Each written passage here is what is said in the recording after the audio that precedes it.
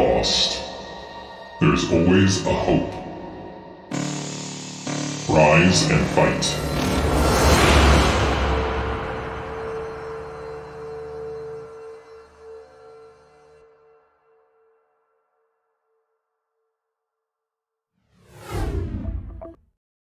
Welcome everybody to another day of the BSL. Joining me this time around is the one and only Diggity. You're back, dude. Yeah, I mean, there have been so many scheduling conflicts that have gotten in the way of this, which has made me extremely frustrated, but I'm extremely excited to be casting today, particularly the EU region, just because outside of Mihu winning the last two seasons, it seems like unless it's a Peruvian Terran, it is going to be a champion from the EU region. And I think the guys we're going to see today are a big reason for that in Bonyth and Dewalt. And so, it just feels like this isn't I feel bad because I'm like, oh man, North America shoving them under the bus with this, but EU is just such a strong region. And the level of play is just really exciting to watch. And oftentimes in the past, if we had something along these lines, it would be like, okay, this is the preview of what we're going to see of something along the lines of the finals. Now that's possible this time around. We've got the China region out there, though, that's just looking at the Asian region, which is looking incredibly brutally strong as well. But regardless, this is going to be intense matchups. Every single player right here is top caliber. We saw Bonyth even recently in some side videos taking out some pro gamers here and there. So I don't know. I just got to say I'm hyped for today. Yeah, and we know that Bonyth has already made it into the top 4. You can see it in the background behind me. Bonyth, he's waiting in the winner's bracket finals. But we've got Dewalt versus KenZy as our first match today. I hope you like Protoss versus Zerg, because it's going to be Protoss versus Zerg all day long, regardless of who wins or loses. They're going to go down into the loser's bracket versus Patak, and that's going to be a Protoss versus Zerg too, because KenZy race picks. And then we have Sziky versus Sziky, another Protoss versus Zerg. There's just no Terrans, man. It's just Protoss versus Zerg all day long. Is Sziky the official pronunciation? I was always wondering about that because I ended up going like Dzaku instead. I know it's just like a smattering of the. I guess we'll go just Sziky with that. But yeah, actually, I'm kind of glad to see it. Actually, I think it's my favorite matchup to watch in Brood War. Is PvZ, a little bit biased in that regard, and we just have incredible caliber of players to see it with. I can't wait to see Sziky in these matches. I can't wait to see. Sziky's just playing at another level. I can't wait to see Dewalt go up against either of these guys. I can't wait to see Bonyth in his level of play. KenZy, an extremely strong player. Yeah, this is just going to be an exciting day. Yeah, and as I stated, you can see our first matchup is on that side. It's KenZy versus Dewalt. We saw KenZy play Zerg versus Terran versus Cryok, and it was an interesting build order. Ended up going into Hydra Lurker versus Terran. Macroed quite well. I think it was maybe 7 or 8 hatch production. And more than likely, we're going to see similar play versus Dewalt, because everybody loves to spam that Hydra button in ZVP. You get a look at the stats from both players. You can see KenZy consistently in BSL up until Season 6, then a huge break, and it seems like he's back. Meanwhile, Dewalt, what cannot be said about this guy? He's in BSL every single season, goes relatively deep every season except for Season 12. He got second in the past 2 seasons, second in Season 10, and maybe this could be his time, because the champion from last season already out of the tournament. Mihu, he's gone. Yeah, I think that's actually huge. How can you even... It blows my mind. Like, Mihu looked so strong the previous 2 seasons, and now you have him not even exiting out of the Asian region, which has got to be, first of all, intimidating for a lot of these players going in. But Dewalt, I think, up for the challenge. He wants to claim the title himself. He was so close the past 2 seasons. I know he had frustrations in... I'm trying to line up the numbers in my head. The championship before last. In Season 13, there was a bit of frustration because of some time delays and things like that. Last season, it was a ferocious finals, and honestly, a few adjustments here, a few adjustments there, Dewalt would have been the BSL champion. And now he's looking on a tear once again. And I also want to point out the other side of the bracket with, towards the finals with Bonyth. They said Bonyth will be back. You can guarantee it. And of course, now we're seeing Bonyth there. But it looks like we're ready to get going, because we've got the map up, and it is going to be Vermeer. Yep, our players are ready, so let's get into game 1 between KenZy and Dewalt.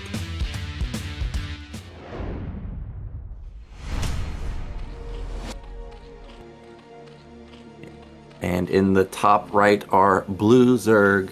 It is KenZy. And the bottom left-hand corner as the red Protoss, we have Dewalt. So Vermeer, this is, as I've stated before, as soon as it gets into the map pool, this is going to be my new favorite map. It's a great map. Saw a lot of games on it in ASL, and I would say that it seemed pretty balanced for PvZ. That's just my non-Protoss, non-Zerg experienced opinion. But we had a lot of epic games on here. I remember Sziky versus, I think, Rain. Soma also, I think, versus Rain. They were very back and forth. Also, other matchups looked pretty cool too. There's the epic Sziky versus Long game. If you like Zerg versus Terran, you should definitely check that out. So this should be a quite even map in the future. We do have Dewalt going for, okay, it is going to be a 10 gate. Going for the 10 gate opener, which I think is his favorable build order versus Zerg. And one thing for Vermeer, for Dewalt's particular play style, is there is a lot of territory which you can maneuver in the middle of the map. And one thing that really sets, in my opinion, Dewalt apart from other Protoss players in this matchup is his ability to be able to sneak zealots out in the middle of the map and kind of off-tempo timings.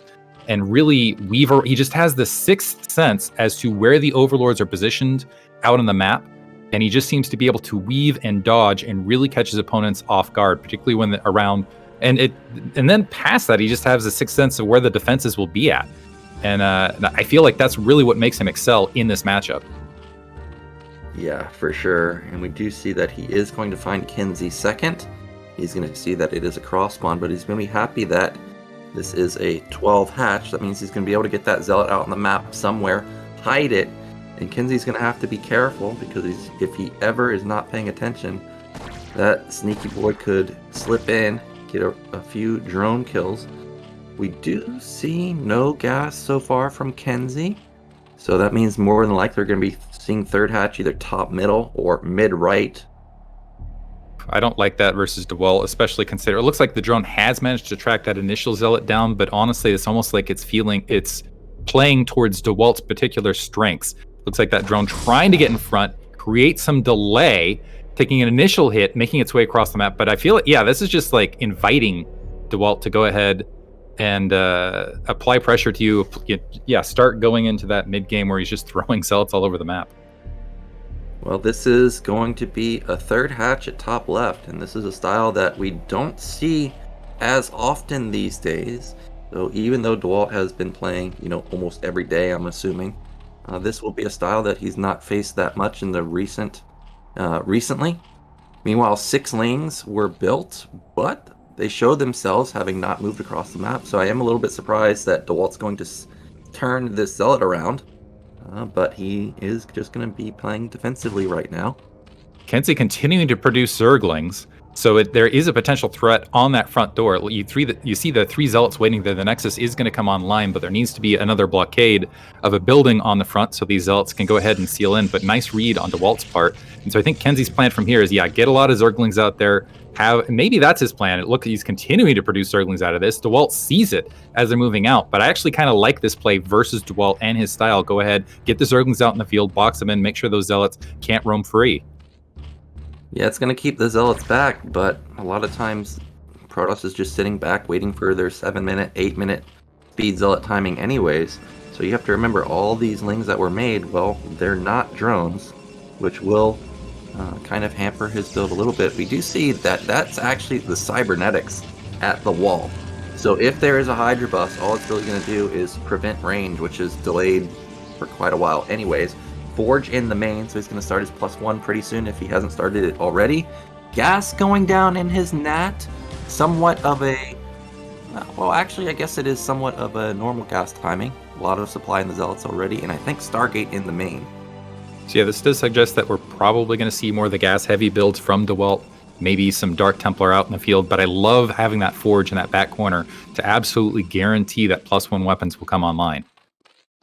We did see the Forge spinning, so we're looking at something like a 730 +1 timing, and this is going to be a ton of Zealots at 730 if that's what he goes for. He's already got 6, just an insane amount. Something to point out that I have noticed is Dewalt does have 2 on gas in his main, 2 on gas in his natural. Now, Dewalt is good enough where he's obviously done that on purpose. However, you always have to keep in mind when the game starts getting chaotic, is he going to be thinking to himself, oh, I need to put back on gas? Well, there he goes. He does put back on gas now, so I do like that. Meantime, KenZy looks like he's droning up and starting to saturate, already getting that creep colony in that upper left-hand corner, and he'll probably need it. Also dropping a lot of hatcheries, so it looks like I think he's already up to, what are we at, the 5 hatchery count, so he's got 2 sealed up, so moving back towards that 5-hatch Hydralisk style. And we'll see if he's going to have success with this. A nice SimCity at the natural expansion. He's got a Spore colony already at the natural as well, so kind of anticipating potentially Dark Templar trying to enter his natural expansion in the near future. But we'll see if it pays off. So Dewalt actually moving at the 6-minute mark, maybe just to clear these Zerglings out. And KenZy being drawing back. Looks like he's going to pull those Zerglings back already. The Corsair able to get some hits at that Overlord in the natural expansion. Needs to be a little bit careful it's not running too far forward on that creep colony. But I don't see any anti-air out for KenZy at all. Yeah, I don't see any anti-air for KenZy either. No Hydrogen anywhere. We know he doesn't have a lair. That's going to be a sunken going down for him. 1 Overlord does die. Nothing, not a really big deal. However, you know, Dewalt spots this. And when he sees that top left also has the same setup, a sunken and a Spore, you know, actually he may just instantly take a 3rd base because KenZy doesn't have much. Now that was a good surround to knock down one of the Zealots. Remember, 730 is the timing of the +1, so still 30 seconds where these Lings can trade decently. But look at this, Diggity, already going to 4 base, 6 hatches for KenZy. Wow, so KenZy skipping the Hydralisk Den altogether, relying on Spore colonies to defend his Overlords. He's got Overlords just hugging those Spore colonies currently. A single Zealot looks like it's going to get surrounded the upper left-hand corner, and KenZy also taking the expansion the upper left, so he's got the upper left base sealed. So a bunch of Zealots, however, outside the natural expansion, +1 weapons and speed moving in. There is a single Sultan colony. Let's see if the Zerglings can go ahead and get a surround. It looks like they're able to plug the gap and get a bit of disruption on the Zealots. The Zealots have peeled through the Zerglings, and there's still a ton remaining. Yeah, and he was not able to get down that SimCity in front of the Sunkens, so these Zealots are going to trade their lives for both the Sunkens and also trade effectively versus the Lings. The Sares are potentially going to kill 3 Overlords too. This is insane amounts of damage with just 10 Zealots. Definitely caught KenZy off guard. Remember, he was banking Zealots from the get-go, so this is way more than usual. And KenZy, this base is definitely going to fall. Well, at least the drones and the Lings are going to fall. Maybe he'll eventually clean it up, but damage done by Dewalt. Yeah, he's forcing a lot of Zerglings. He's forcing a lot. That was 3 Sunken colonies. It looks like he's going to get that Sunken colony as well. KenZy desperately trying to get more Sunken colonies down, and the Zealots are not finished yet. Plus all the Overlord kills at this expansion. You see the flood of Zerglings making the way to the upper left-hand corner. KenZy still in the red, however, on this defense. So let's see what he can do out of this. But now he's got a flood of Zerglings on the field. He might go for a counterattack with this, since he knows he has superior numbers. But yeah, and honestly, I think he needs to if he's going to survive. But Dewalt not missing a beat, still applying pressure to that upper left-hand corner. Yeah, he's got 4 Zealots out on the map hidden. There's so many Lings on the map, and remember, the Evolution Chamber was built so quickly that KenZy may have rushed +1 armor, but it's not done just yet. Look how many Lings there are, and as I was expecting, Dewalt is going to use this map control to take a 3rd base. However, this is so many Lings, he will deny the 3rd base for now. But Dewalt has something like 6 gates right now. I mean, that's quite a lot of production, and there is the +1 armor, so it does negate the +1 weapon of the Zealots. But look at the sweet spot right there, man. 1-on-1 these Zealots versus the Lings, and obviously Zealots are going to win that fight. More Zealots moving to top left. Yeah, KenZy in trouble now, because as he expended all of those Zerglings against those 4 Zealots, and there was a nice positional queue, now all of a sudden a huge march of Zealots going for a counterattack to the upper left again. Drones are transferring to this position, so KenZy needs to hold it as well. A bunch of creep colonies being dropped, a huge SimCity here. Dewalt holding up short. Yeah, he is not going to push the issue here. Okay, there we go. I was waiting to see if Dewalt was going to do Zealot Archon combo, because remember, even if there is a Sim City, Archons can reach over that Hydrogen, I think, for example, and start wailing away on that frontal Sunken Colony. Obviously, the Archons are going to be amazing versus Lings, but Dewalt not feeling confident enough to push in. Now, I'm actually curious, has KenZy rushed Hive? I know his lair's late, but yeah, there we go. There's the Queen's Nest. So he is trying to go for that crazy Zerg style. We actually saw Avilov use almost every single game, and I don't think I ever saw Avilov lose with it. So if KenZy can get into Hive Tech, I think he's still in it, but this is just a menacing army. I mean, look at supply. It's 115 to 65. So Dewalt has a big supply lead. KenZy going for it's almost deceptive a little bit, though, because you got the 3 Sunken Colonies at the natural expansion. You got a huge SimCity and Sunken Colonies at the other expansion. So KenZy just kind of relying on latent defense, which was turned into drones. And I assume he's just going to pump a ton of drones behind this, try to get a rapid economic lead and play from there. But we have a drop into the main over the defenses. Some Zealots getting taken care of, though, by those Zerglings on the front. Let's see if KenZy can spot it. It looks like he might have spotted it because he's dropping defenses there now. How does he know? That was out of vision. He's got a Sunken coming. This is not going to be enough, but at least it does buy him some time. Sunken completes, and if the Archon attacks the Sunken while the Lings barrel down on it in the back, he may actually be able to hold. That first Archon is going to fall, but there's not that many Lings left over. And the problem is, of course, the shuttle still exists. The Spore Colony got canceled. It morphed into an additional Sunken, and KenZy is going to hold it. So KenZy holds, the Sunken Colony still there, more units being elevated up. Oh, it looks like OTT, and there's no Overlord currently in the main, maybe out of one of these eggs. So that is going to empty up and also get a bunch of kills. Potentially, this might be a dead Hive. Yeah, that Hive is probably going to fall. He should focus down the pool, and that is what he's doing. Remember, pool with Hive obviously can be upgrading adrenaline, so you definitely want to knock that down before that kicks in. That's what KenZy is relying on non-stop. The elevator Zealots into the base. Overlord's trying to get into position. Scourge finally out on the map will be able to take down this shuttle, but this was crippling amounts of damage done by Dewalt. And these DTs, as these Zerglings are streaming in one at a time, are feasting, getting a ton of kills. And I have not seen a non-Zergling unit, as far as an attack unit, aside from those Scourge, produced from KenZy all game long. Those DTs now working on the Hive, and I still don't see any defenses making their way up. Plus, Zealots are streaming into that natural expansion. There are 4 Sunken Colonies there, but it looks like they're just going to go ahead and move from the surround. This is going to be an additional distraction attack. Right now, KenZy being breached. Just relentless. Dewalt with the non-stop. I mean, look, he's got even more reinforcements moving across the map. It's already halfway across the map. He smells blood, and he's going to go for it. Lings are finally going to take down this Dark Templar. He does have an Ultralisk Cavern coming in, but he's got to get his Nat defended. More Zealots moving across. This time, Goons coming in. Finally, something else pops out. Muta's going to try and save the day, but there's only 2 completed Sunkens right now. 2 completed Sunkens, it looks like, and some Spore Colonies, which really aren't going to help. More disruption in that natural expansion, more drones getting taken out for KenZy, and KenZy's one hope in this is to keep that economy alive and rolling so he can go into that tier 3 Hive Tech and just start pumping those more advanced units. Plus, there's a Dark Archon somewhere behind this. Dragoons now joining the fray. They're not getting on top of those Mutalisks, however. Look at the kind of small mercies. At least KenZy doesn't have to worry about that Dark Templar, but he still needs to hold this natural expansion. Ultralisk Cavern at the left. Maybe some Ultras will pop out and save the day, but that Hive is very, very low. The Dragoons are continuing to assail this natural expansion. Then on top of that, you have a Dark Archon and Storm joining. And Maelstrom hitting. And he storms his own goons. It doesn't matter.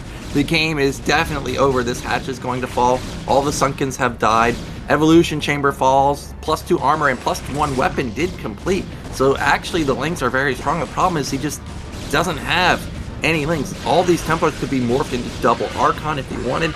More units streaming across the map, and there it is. GG. Unstoppable from Dewalt. Kind of unorthodox play from KenZy. I kind of like the concept, which is let's just get a bunch of Zerglings on the map, let's seal some expansions, let's put some latent defense up and just try to macro up as rapidly as possible. But Dewalt not missing a beat, just applying constant pressure, just relentless pressure. It seemed like once that first +1 Zealot speed timing moved out, there were endless streams of units inside KenZy's base. And KenZy, I also want to remark, I don't think there wasn't a single Hydralisk produced that entire game. It was just Zerglings, all the way to Mutalisks that I don't know what the time marker was. It felt like 10 minutes into, maybe 10, 15 minutes into the game, we finally see the first Mutalisk. But Dewalt, yeah, just showing why he's so good in this matchup. The constant pressure, macroing up behind it, and just being beastly everywhere on the map. Yeah, it was really great multitask, and as he stated, non-stop aggression from Dewalt. That's the one difference I see from Dewalt compared to, I think, every single foreign Protoss I've seen is once the macro starts kicking in, the reinforcements are coming. He doesn't wait for 2 cycles, 3 cycles. As soon as the first cycle's gone, it's being sent. He's just non-stop in your face. And KenZy, who I think had a pretty good game plan, well, he's going to have to come up with something different, because obviously Dewalt has the answer to this. Oh, you're going to build Sunkens? Well, I'll just Elevator in your main. Oh, you got to deal with the stuff in your main? Well, you better have more than Sunkens at your natural too, because round 2, round 3, it's coming. So we'll see how it plays out. Yeah, I'm wondering if he has another game plan or if that was Vermeer specific just because of the size of the map, because it was a 4-player map. But I do like the variety from KenZy at the very least in that matchup, because I think he recognizes that just going straight up and trying to play the heads-up meta versus Dewalt is so strong in that right now.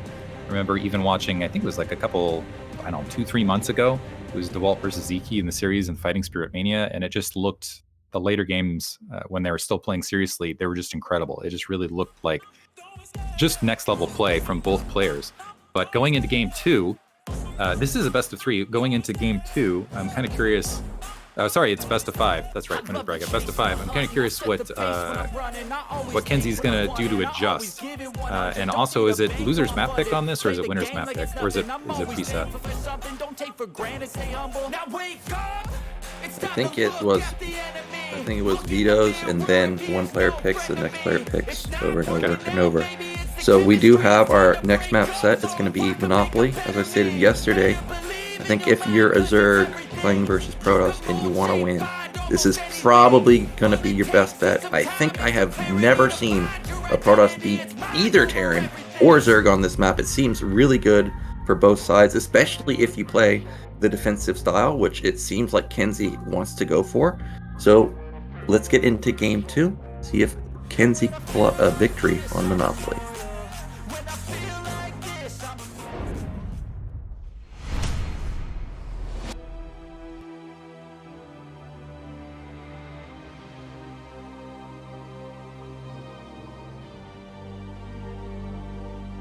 Game's frozen. Start at 0. Let's see it. Best wishes to chat out there, everybody. So hopefully see the warp. Might need to be a recreate and redo here. Kind of having technical difficulties. We'll stick with it.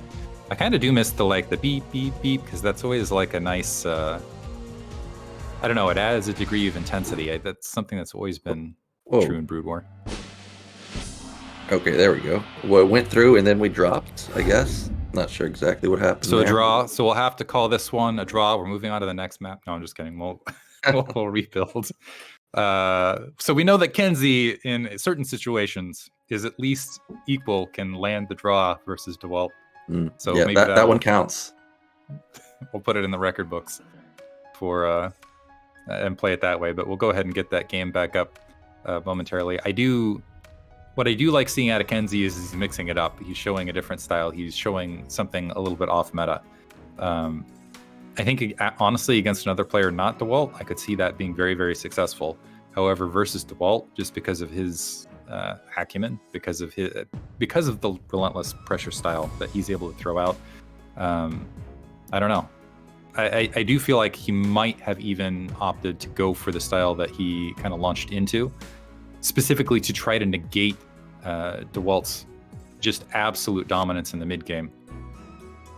Yeah, the problem for me with the style that KenZy picks is I feel like Dewalt's strength is his macro. So if you're just going to camp, you're going to let Dewalt get 3 or 4 bases, so basically you're saying to me that you can out macro this guy. which I'm not sure I see that happening. That's the main problem for me with KenZy's style. But at the same time, if you don't play that style, that means you're going to outplay him in the early mid game too, which is going to be very hard because he's attacking at the same time. He's DT dropping. I don't really know what the best answer is. Zero's giving me the confirmation that games are ready, or players are ready. Let's get into our Monopoly game.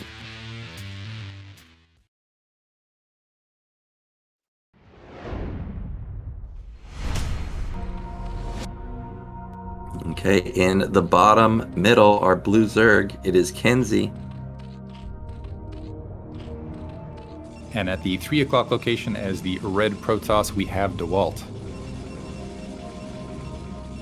Yep, so we do have low ground pylon, of course. This is not Bonyth, where he's mixing in like a one base play. The real question we're waiting to see answered is whether it's a forge or gateway, but I imagine that it's probably just 90% of the time going to be gateway expand these days. A lot of Protoss players like to get aggression, be aggressive on the map from the early stages of the game. Remember last game we saw a 10 gate, so I'm expecting to see the same thing, but probe coming down quite quickly might actually have a 9 gate here. Yeah, it looks like we're going to see a 9 gate actually from Dewalt. So planting that on his, wants to get aggressive very, very rapidly. And I think that's actually a really good play versus KenZy. KenZy's got an Overlord. Let's see if he goes for an Overpool build, but I think it's important to go ahead and mix it up and get aggressive early, because this is a map that you've got that extra mineral patch, so I think Zerg like exploiting that and trying to go more economically aggressive. We do have probe coming in. Does confirm that this is another hatch first from KenZy. Something to point out on Monopoly is rush distances are quite close, so KenZy needs to be careful to not let Zealot rack up a lot of kills. Don't let it sneak into your base. I do see that Monopoly doesn't have the greatest positioning of the minerals. Like the Zealots are going to have a hard time finding a good area behind the mineral line in the main at least, but I guess the natural looks a little bit better. Looks like that Overlord cycling forward. It should be able to confirm that first Zealot as it's making its way across. Additional drones being cycled there, and the next question is let's see how well KenZy defends this, because he's definitely going to have a Zealot in his face with that probe. The probe already softening up a few of those troops, and that first Zealot now on the march. Probe getting a few pot shots in because, Blizzard decided that, probe should be able to shoot through minerals. Get a few hits in for free. Drone did a decent job body blocking there, but as I stated, this is very close rush distances. Zealot's still almost at his base already. Yeah, now let's see. It's going to be the count. So confirms that additional hatchery, which I think he knew from the probe as well. It looks like it's 2 drones trying to get some distraction on the ramp, and the Zerglings on the way. Let's see how quickly Dewalt can chew through. Starting to focus on that drone being pulled off. Definitely getting some disruption, mining all of the drones being pulled to the left. The Zerglings now out, and Dewalt just kind of baiting. It looks like he's moving into that back corner. Does have that Forge in the Nexus behind us, so it doesn't look like he's going to follow up with additional units, but at the very least forcing those Zerglings to be built.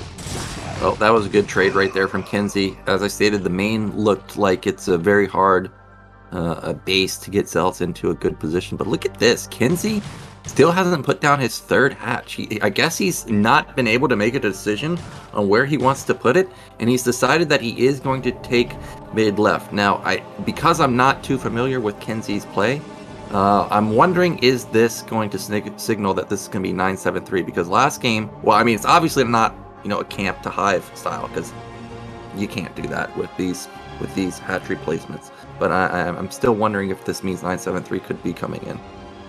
Yeah, I think oftentimes what Zerg will do is they'll see if they can kill that initial probe scout, and there were additional Zerglings being produced, or at the very least keep that probe away from the scouting pattern from the rest of the bases. And oftentimes, if that's a success, go ahead and make the move to 9-7-3. But otherwise, if you don't have that information, the advantage of keep putting your opponent in the dark, don't bother. And so I'm wondering if we're just going to see movement towards it once we have this happen here, probe taken out. Now let's see if a Hydro Stent, immediately Hydro Stent plopped down. So good play there from KenZy. However, this is where Dewalt tends to be very, very diligent. He'll sneak additional troops out. He'll find ways to confirm drone counts to make sure that he knows what's going on.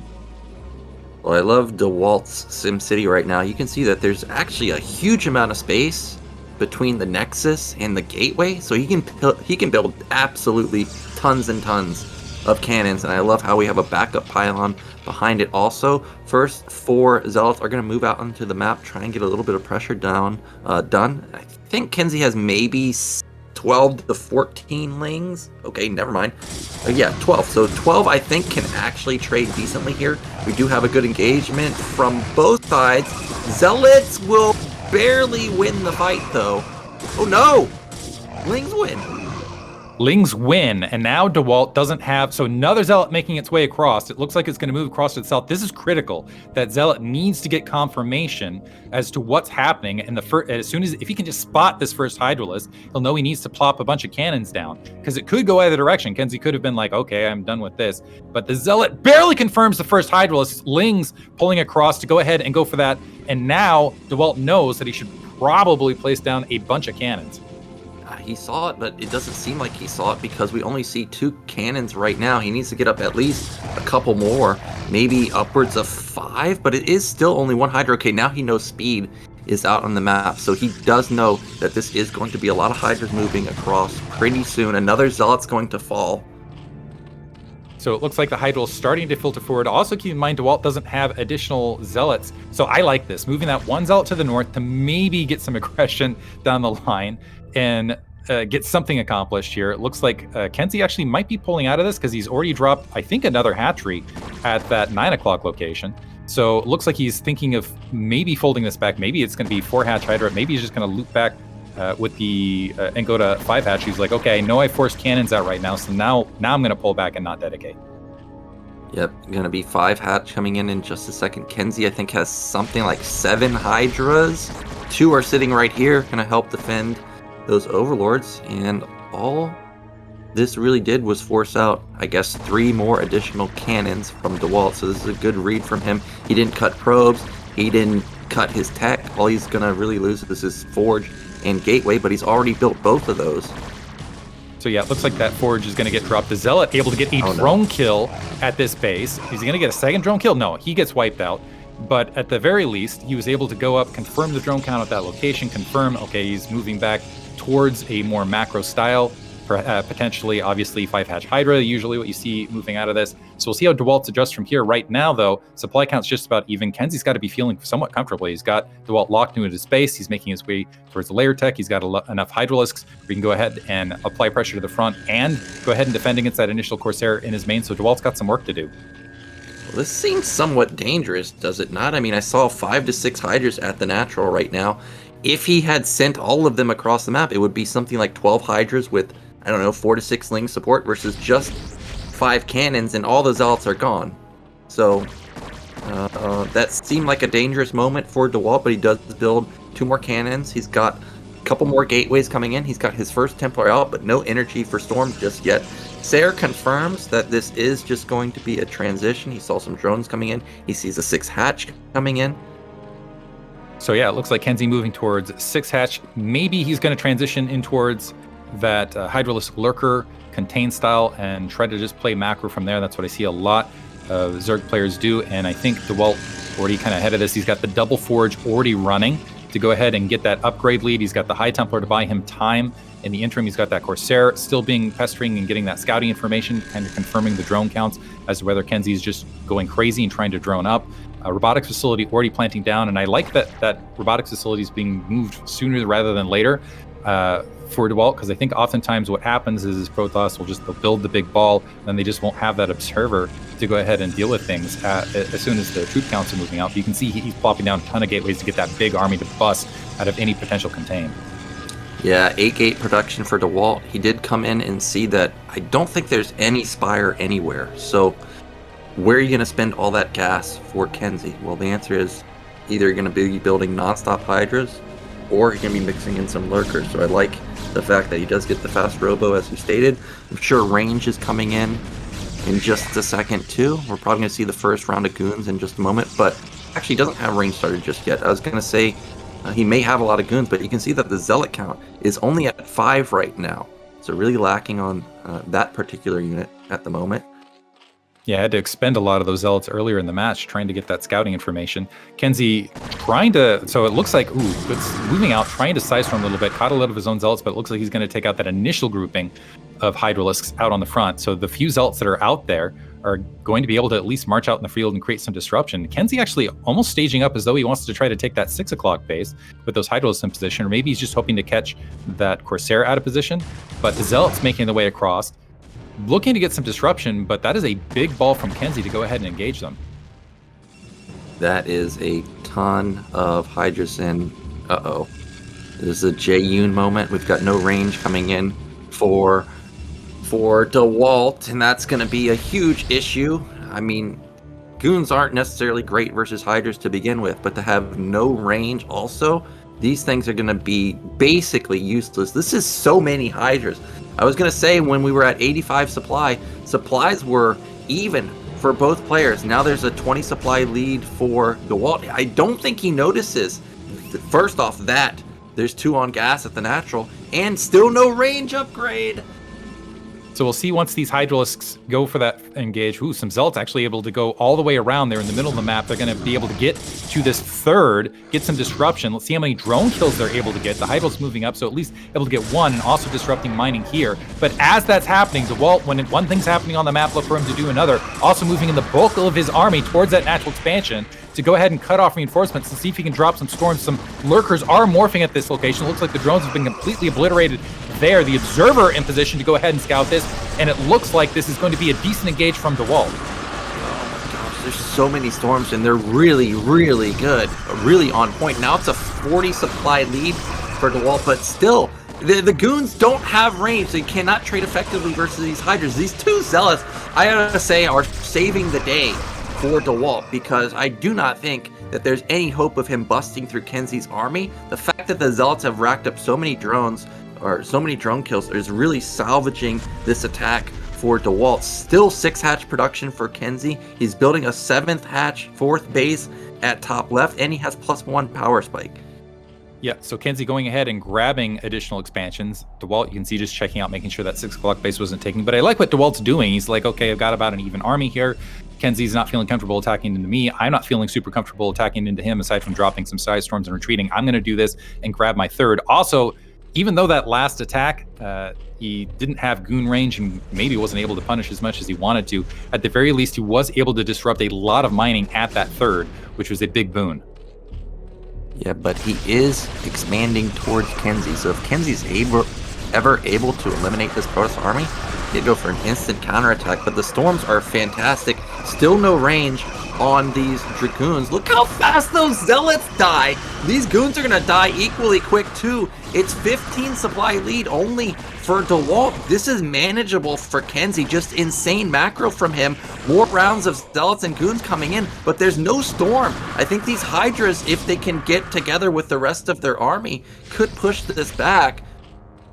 Yeah, I think that was a big missed opportunity from KenZy. He had some High Templar that he could have picked off, and because of the lack of Dragoon range, those side storms are ending up being even more important. And a lurker drop at the natural expansion, and is there a second lurker in there? Already getting kills, emptying that. Now Dewalt having some economic disruption. He's behind in supply. KenZy is starting to macro up at that 9 o'clock location, so things are starting to get scary. KenZy with some good, strong play here. Oh, the lurker on the high ground doesn't range. It does. It's got a weapon upgrade, so it does 2-shot all of these probes. Only gets 6 kills, but that was great gameplay. Oh, he unloads at the backside. Okay, reloads up, but this was a great move from KenZy. Alleviates a lot of the pressure from Dewalt. Yeah, and KenZy actually starting to macro up behind this, and he's actually got a supply lead. I'm waiting for that +2 weapons for the Hydralisks to go ahead and kick in, because then he can start bullying around. And he's starting to move up with those Hydralisks and those lurkers towards that 3rd. Let's see if Dewalt has enough to defend this. Yeah, there's no storm. Well, at least not yet. That's just so many Hydras. They do have a storm available, though. That's a pretty good one. More Zealots, more Goons trying to come in, but there's actually Hydras behind this too. Getting on top of the Goons. All of a sudden, KenZy has supply lead. It's slight at just 8, but there's no cannon support either. Once these Goons and Zealots fall, that's it. Remember, it's 7 hatch production. KenZy has an insane amount of Hydra production available to him. Dragoon's gonna save the day from the back, but more lurkers, more Hydras moving into position. Yeah, he just needs to position those reinforcements, and I don't think Dewalt's going to be able to save this base. Looks like there's enough. Well, see if that Observer gets picked off as well. The Observer exiting to the right. He needs to make sure those are preserved. The Hydralisk now boxing those Dragoons back, which means they can go ahead and wander up. Another High Templar getting picked off. Both High Templars getting picked off now. The Observer's getting boxed out as well, so now Dewalt going to be down a third. KenZy's going to be sitting on 4 bases. Another drop! In the main, there's a cannon to go ahead and engage this, but this is going to be disruption that's pulling Dewalt back and slowing him down, which means KenZy's been able to lock Dewalt to 2 bases and is at a threat of being able to go ahead and contain him. Yeah, and we're approaching the moment in the game where bases get mined out. 15:30. A lot of times you see bases mining out at 17 minutes. So Dewalt, not only does he need to get rid of this army, he needs to get another base. Otherwise, he will be starved out. Goons. Okay, apparently those Hydras didn't want to fight those goons. Just actually managed to save the majority of them, but it looked like KenZy's actually setting up for a drop potentially. But he sees that there's not much defense here, so he decides that he's just going to pounce on the natural. Those Templars are fresh, no energy just yet. Yeah, I don't know that Dewalt has enough to save his base at this stage. Some Zelts have wandered up to that upper left-hand corner. There's only a great Psystorm, though. The Hydralisk should be able to clean up those Zelts in the upper left, but with that distractionary attack, perfect timing to drop those Storms, completely obliterating all of those Hydralisks. 3 Zelts remaining, actually, so they might be able to get some additional damage done. But there's still Lurkers in the natural expansion. Psystorm has been dropped. The Observer's still overhead. Let's see if those Hydralisks can just move up and pick that Observer off, at which point those Lurkers will reign supreme. KenZy losing some drones in that upper left, but Dewalt potentially going to lose the game here as there's Lurkers and Hydralisks now breaching his natural expansion. Yeah, this game is wild. So many Hydras and Lurkers at the natural right now, trying to move into position. Lurkers moving into position to kill the cannon and probes with the same shot. There goes the cannon. Luckily, oh, look at that hot pickup. Saves the Lurkers too. KenZy with the insane macro multitask. So KenZy not able to persist with this attack, maybe going ahead and regrouping, but I don't know how long it's going to be before KenZy, out of all of these hatcheries, with this extremely strong economy, is going to be right back to the natural expansion. So Dewalt moving some troops out to the north, potentially to try to create some sort of distraction attack, and try to force KenZy to deal with troops on multiple fronts just to keep himself in this match. I think this game's over. There's just not enough money for Dewalt anymore. Look, Nat's mined out. Another Lurker drop comes in for round 4. This time around, the reaction is still pretty good, but it just doesn't matter. There's too many Hydras. Non-stop blue moving across the map. 30 supply lead for KenZy. He's done it. He is going to take Monopoly, and he's going to tie up the score 1-1. Yeah, it looks like a Dark Templar here. There is an Overlord nearby. It looks like the Zelt's still trying to attack at that 9 o'clock location, but I think you're right. Dewalt now down to 46 supply and has very, very little left to go ahead and defend against KenZy's brutal economy. The huge amount of troops. I'm looking for GG momentarily. Those two High Templar trying to hug, but not able to make it happen. That power hug. But GG call from Dewalt, and KenZy takes game 2, showing that he can take matches from Dewalt. Yeah, and just like in the Cryox series, the insane Hydra Lurker production off of 6 hatches in the end was too much for Dewalt. But I have to say, those Storms with the initial attack from Dewalt, very strong. And I'm just thinking, like, okay, if he has range there, is this a different game? Like, KenZy wins, but is it really just because of the range from Dewalt? But KenZy's macro was fantastic, and the multitask was insane with the Lurkers. I think there were a couple critical moments in the game. First of all, the Zerglings getting on top of that probe early, which opened up that 973 attack on Dewalt. The secondary factor was KenZy holding up short with the Hydralisk. So he's like, okay, am I busting, am I not? Forcing more cannons out, able to get a bit of an economic edge there. But also the drop. I feel like opting to go drops, getting those Lurkers into Dewalt's main, able to actually clear some probe lines. So a lot of decision making, a lot of things that allowed him to basically get ahead in that macro edge and then just overwhelm Dewalt from there. So great play. And it just showed, actually, KenZy showing, you were talking about in the previous match, are you going to out macro Dewalt? And KenZy showing, yes, I can out macro you. Yeah, he definitely can, and he can harass at the same time. So he's definitely going to be a much stronger opponent than I was anticipating, because if you look at game 1, you're just thinking like, okay, well, can anybody stop Dewalt? I mean, he's just doing whatever he wants in game 1, but game 2, totally different story, and I would have to say I think Monopoly had to have been KenZy's pick. So now we're going to be going back into Dewalt's pick. Wonder what he's going to come up with. I think we were told that Butter and Gladiator were vetoed. So we've got Sylphid available. We've got Overwatch available. What's the last one that I'm missing? Oh, Longinus also available. Longinus, one of those old school maps, which, yeah, that could be a fun one with these guys. Well, they've decided that Overwatch is going to be the pick, a 2-player map. Time to get into Game 3 of our series, KenZy versus Dewalt.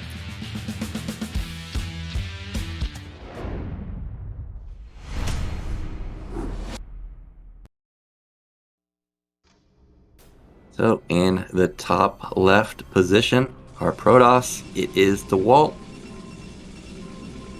And in the bottom right, as the red Zerg, we have KenZy. Well, I don't want to get too far ahead of myself, but I'm looking back at the brackets because I have it paused on the stream and it's on the bracket screen. On the bracket screen, can you imagine Dewalt loses here? He goes into the losers bracket and then potentially faces Sziky and gets eliminated, and then we have both Mihu and Dewalt gone from BSL15 before we even get into the overarching global championship. I think that would be a shocker.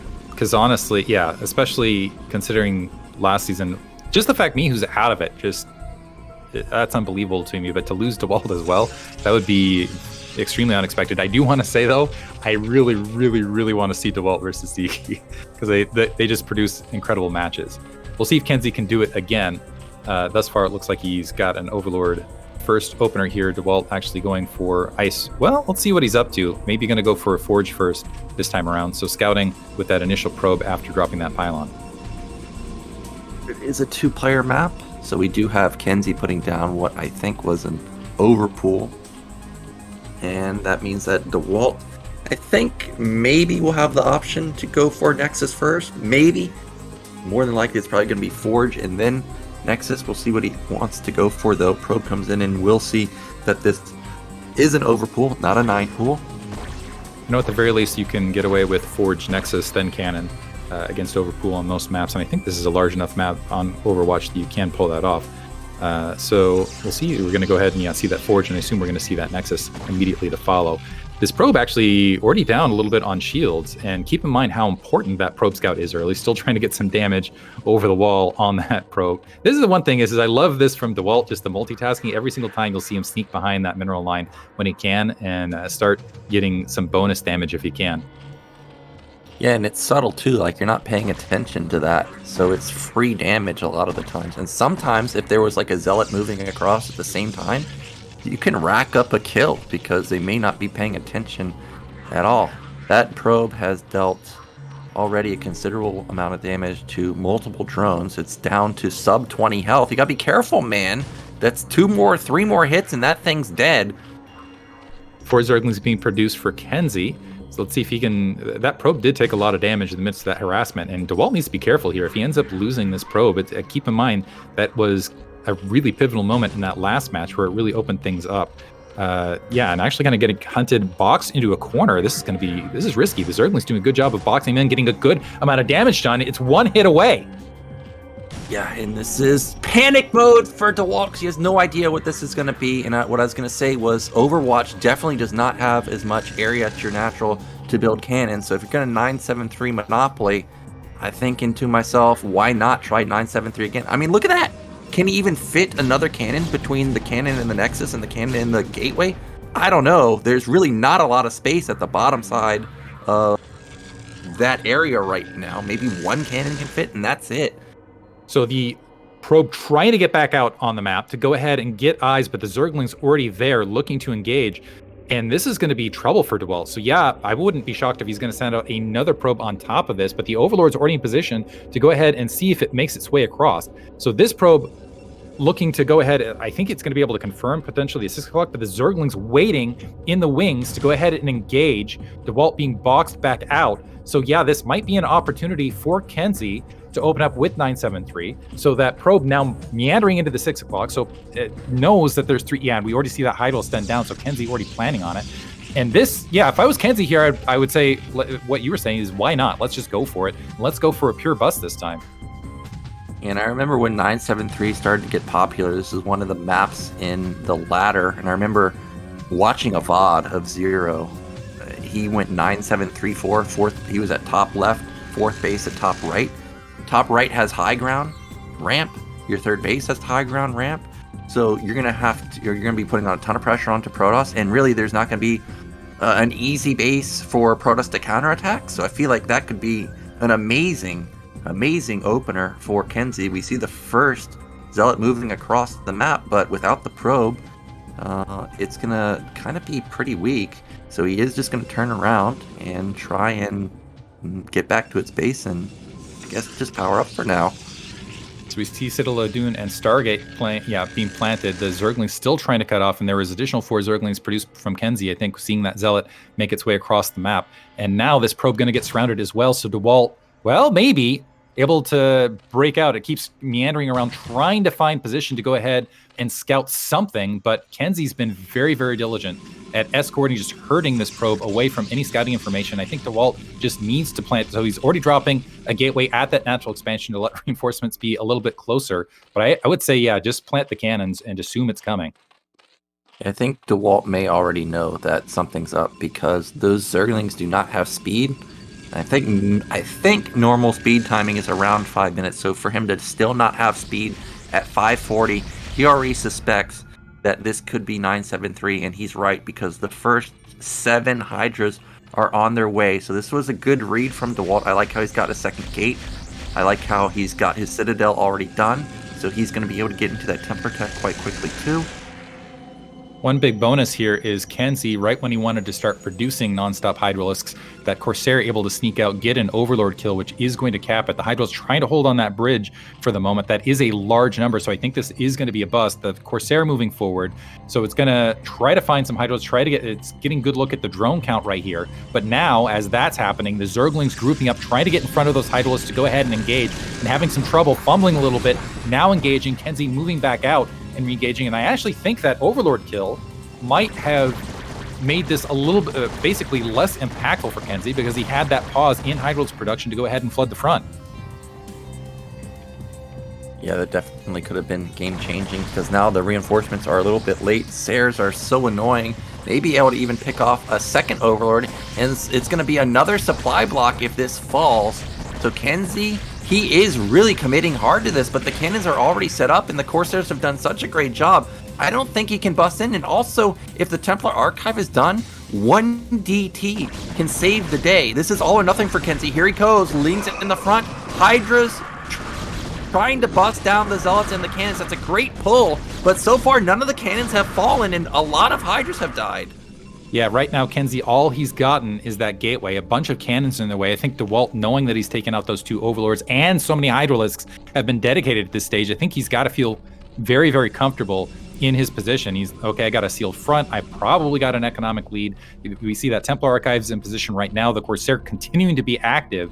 And now I got to worry as KenZy, okay, we've just dedicated a big economy in the mid-game to these Hydralisks. Where do we go from here?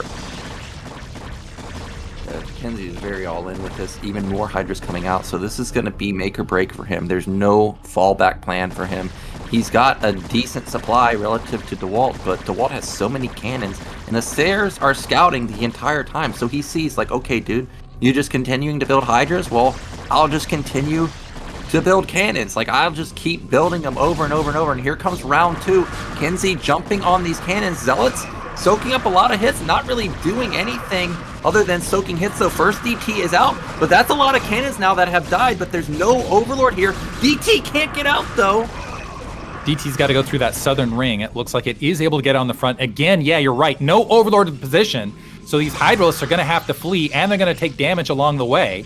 So Dewalt holds, and right now, look at, I think the supply count tells you the state of the game. Dewalt at near double the supply momentarily, as KenZy trying to group up those Overlords crawling towards the front to deal with this DT. Yeah, and Dewalt just keeps patrolling with that Corsair looking for any cycle of drones, and he still hasn't seen a single cycle yet. DT is moving across the map. This is it. All the overlords are out, so KenZy must win with his attack. Doesn't get it done, and he taps out. Great play from Dewalt. Yeah, I think a big critical moment right there was that Corsair floating out for Dewalt, taking out that overlord that was undefended at the forward position. And as a result of that, that was the disruption in production, and so KenZy not able to get the overwhelming amount. It's kind of with 973 against a Protoss who knows it's coming.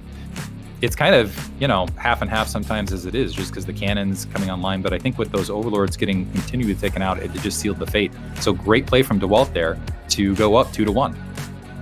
Yeah, really good play from Dewalt and good game sense, because remember, he lost his probe, didn't have any intel, yet still read the situation correctly, and that puts him up 2-1, one game away.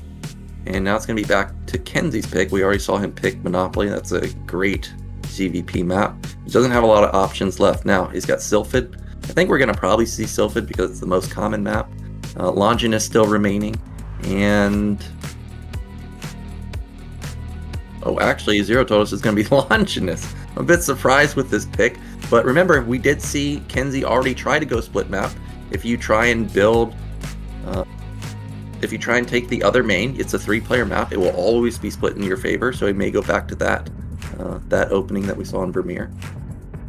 So yeah, I actually am kind of excited to see both these players on Longinus. It's one of those more old school maps and has kind of more, I don't know, it gives kind of a toss to the past sort of feel. It's like the retro going into it. But yeah, I kind of worry about KenZy's chances now. Dewalt, just a brilliant read, just an absolute brilliant read, because he had zero scouting information. Keep in mind, Zerg doesn't have to dedicate 973 when they're doing that. They can kind of, again, show the false 5 Hydralists at the front and force a bunch of cannons down and play from there. But Dewalt just having the game sense and able to play from here. Longinus, for both of these players' play style, it'll be interesting to see. Yeah, I feel like it's one of those maps where troop movement, particularly, it's almost like there's a lot of funnels, but there's also like kind of that high ground ramp. So I feel like where you choose to engage on Longinus is absolutely critical.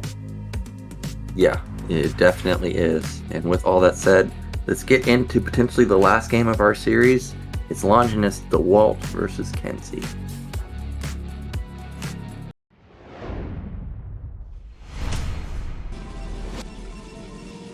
Okay, in the top left are Red Protoss up 2-1. It's Dewalt.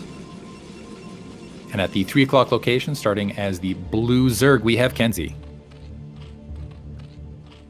Yeah, so even though this is potentially a map where we could see that Hive tech play, I kind of don't want to see it. And the reason I say that is because KenZy looks so strong on Monopoly. It's going to be really hard for Dewalt to take the mineral only. It's super open, right? Just insanely open. And then the 4th base, really far away for Protoss. And it really did look like KenZy was matching the macro from Dewalt in Monopoly. So I think if he just plays that heavy 6-hatch Hydra, the 5 Hydra opener and then macro, this could be a good option on a really open map like Longinus.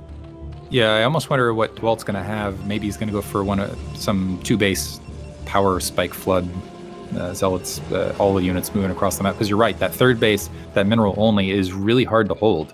It's very, very exposed. You have a ramp where units can usually, if you're thinking about the Hydralisks, can just sneak up and down the ramp, potentially get favorable high ground exchanges versus Dragoons, should it get to that stage of the match. Lurkers being up on that middle of the map has ramps going out from all locations, so if you can establish up there and get Lurkers in even a soft contained situation, it can be very, very strong.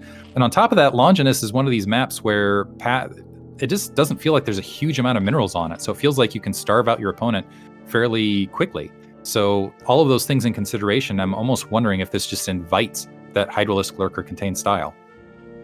Well, one thing I did notice after playing Boa is the main of Longinus has 10 patches, and the natural of Longinus has 8 patches.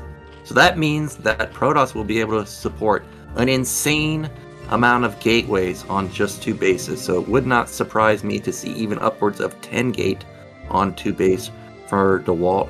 And if he's going to go into production like that, he may be able to take that mineral only. But if he does sit on something like 6 gate, I think it will be pretty hard. Now, this was a cute fake cannon rush from Dewalt. Not going to take the bait is KenZy, because he, of course, scouts top left and sees that it is just Nexus first. And actually, KenZy is going to go into the split map. Already got his drone in position at bottom left. Yeah, this is one of those things where I've seen Dewalt exploit this time and time again, where if he can find it, if there's that distance third base, and it just ends up being very difficult to defend because reinforcements coming from opposite locations take forever to get to that base.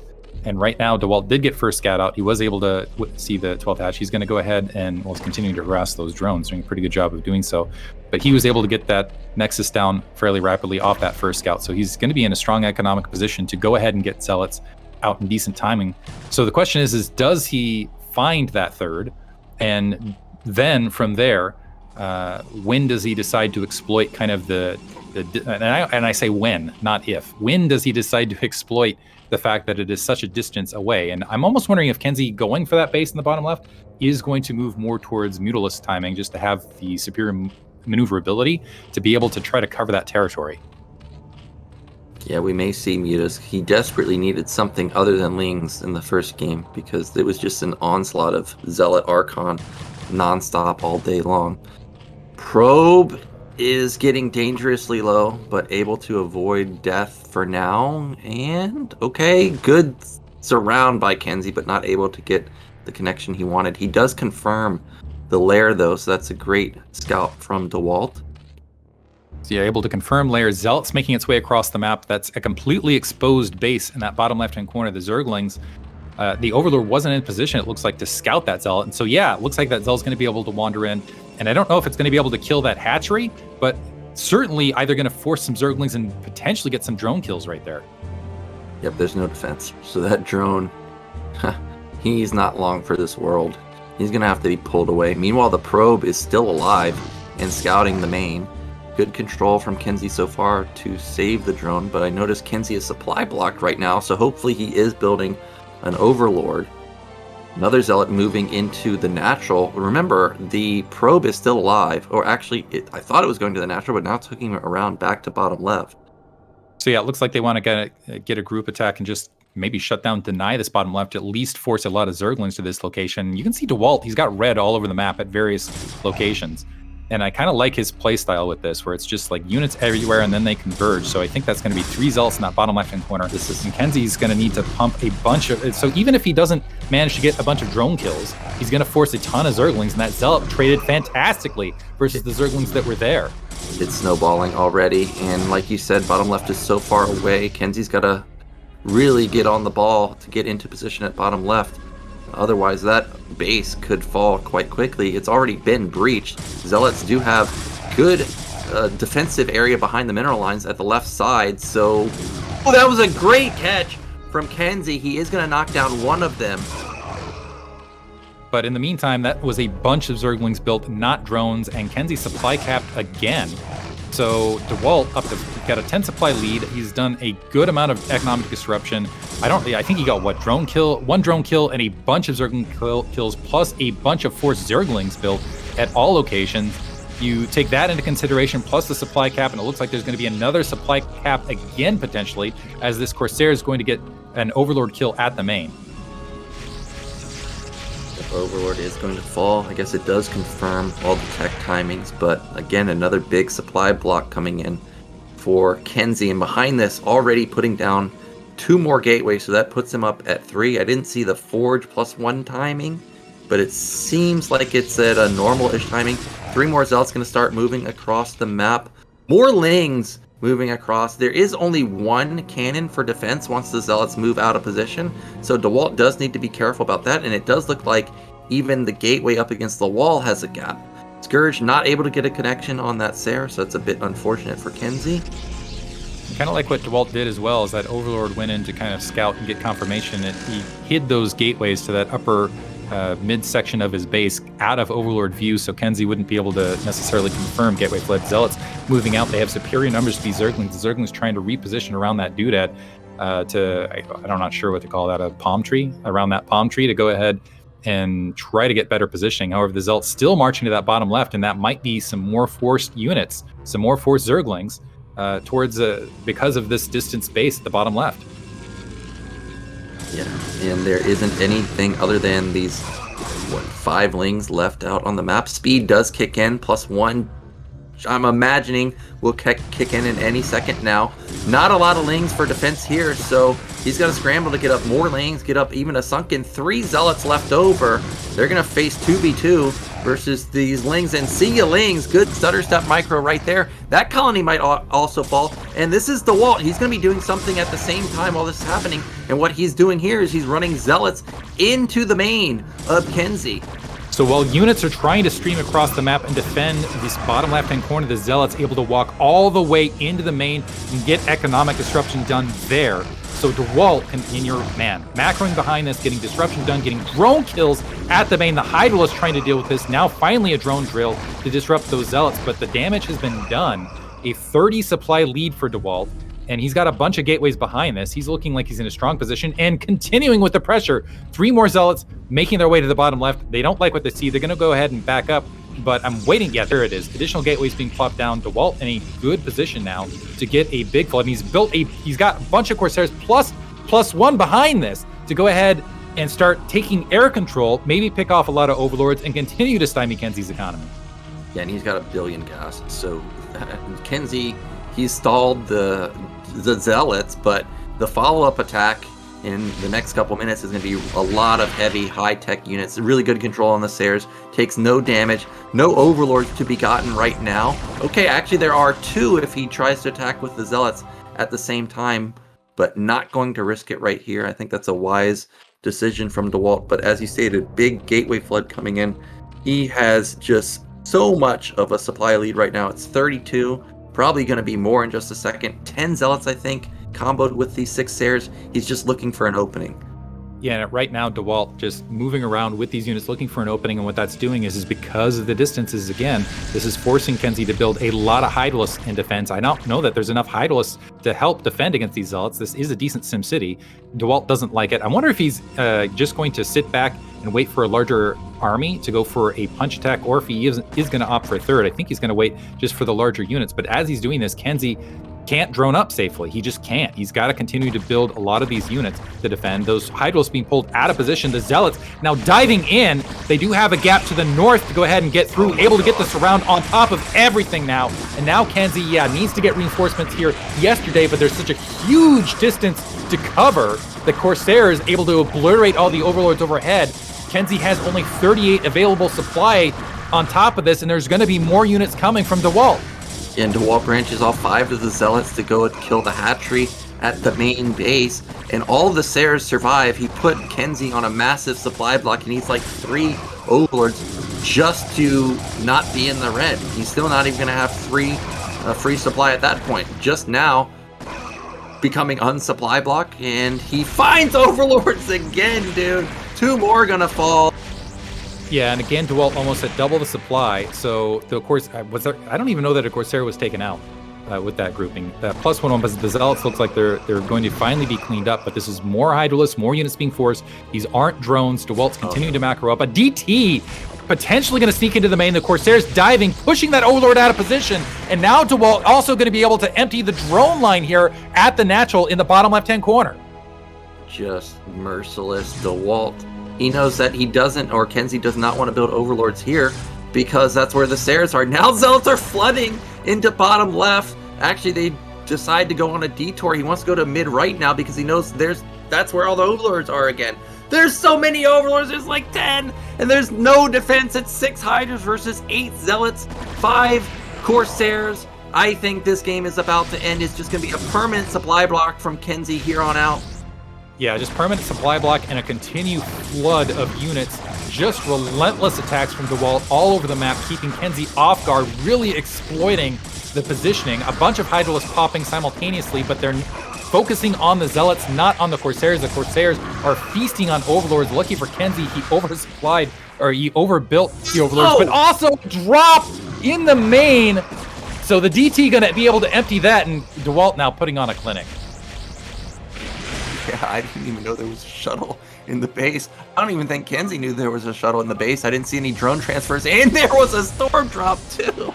So absolutely picture perfect play from Dewalt. What a madman. And those 2 games on Vermeer and now this game, it seems like if you let Dewalt get into what he's strongest at, which is macro, you're not going to win because he just has complete dominance of the map and he never lets up on the gas.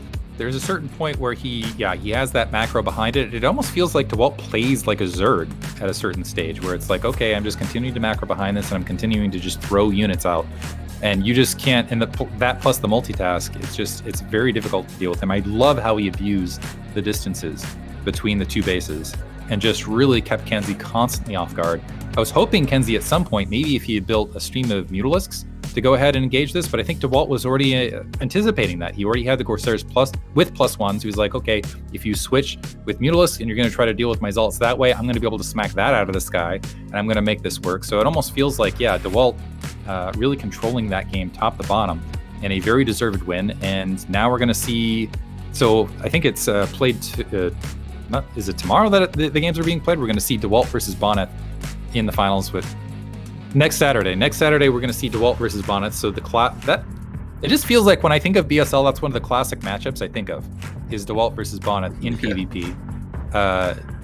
That's gonna. I get chills just thinking from that. In the meantime, KenZy going to drop to the bottom side of the bracket, and we're going to have more ZVP action.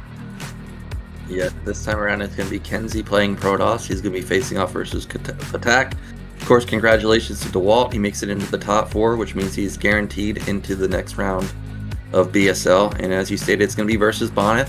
I don't think there's pretty much ever been a BSL where they don't face off versus each other. Seems like they just cannot avoid each other at some point. This time around, it's deep in the tournament where it's not really going to have an impact. Nobody's going to eliminate each other. But that's going to be an exciting matchup. And Bonyth played very well yesterday versus KenZy. But I have to say, I think Dewalt played even better. But PvP, Bonyth seems to have Dewalt's number. Like every time I watch, even if Dewalt gets a lead, Bonyth takes the game. I don't know how it happens, but it just always seems to be the case. But we're going to be going into a break. Then we will be back with our next series, which is going to be KenZy again, this time facing off versus Patak. So don't go anywhere.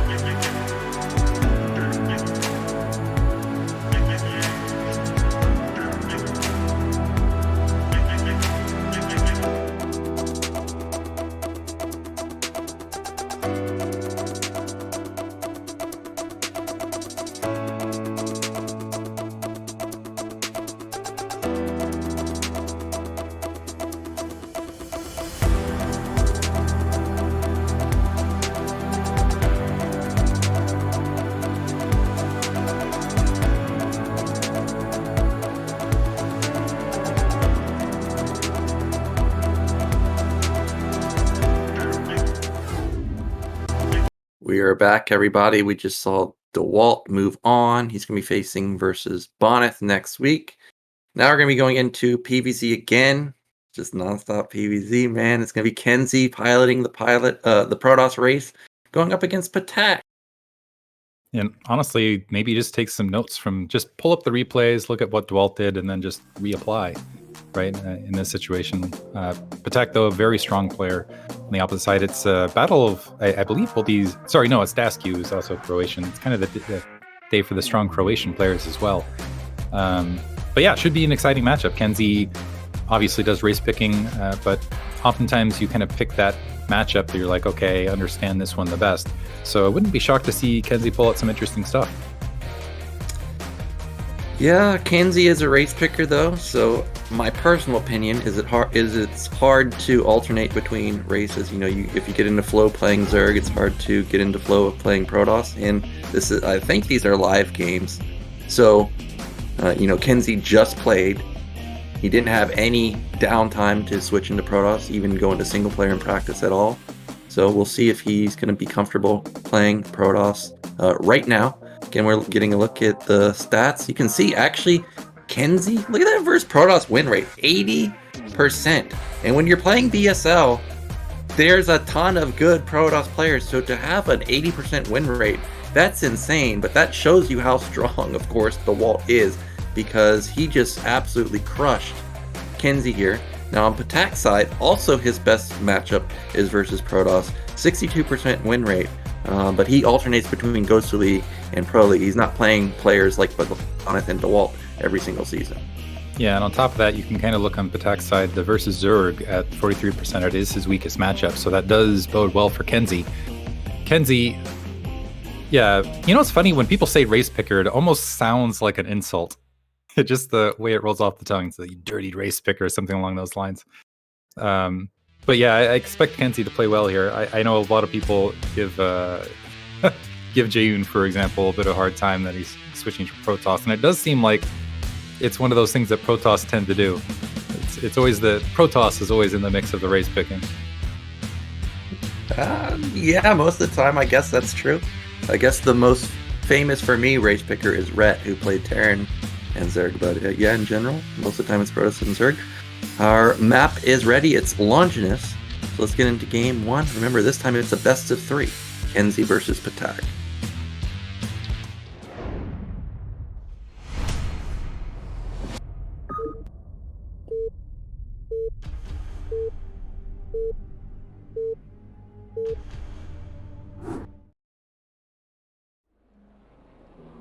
Okay, and the top left, our red Zerg is Patak.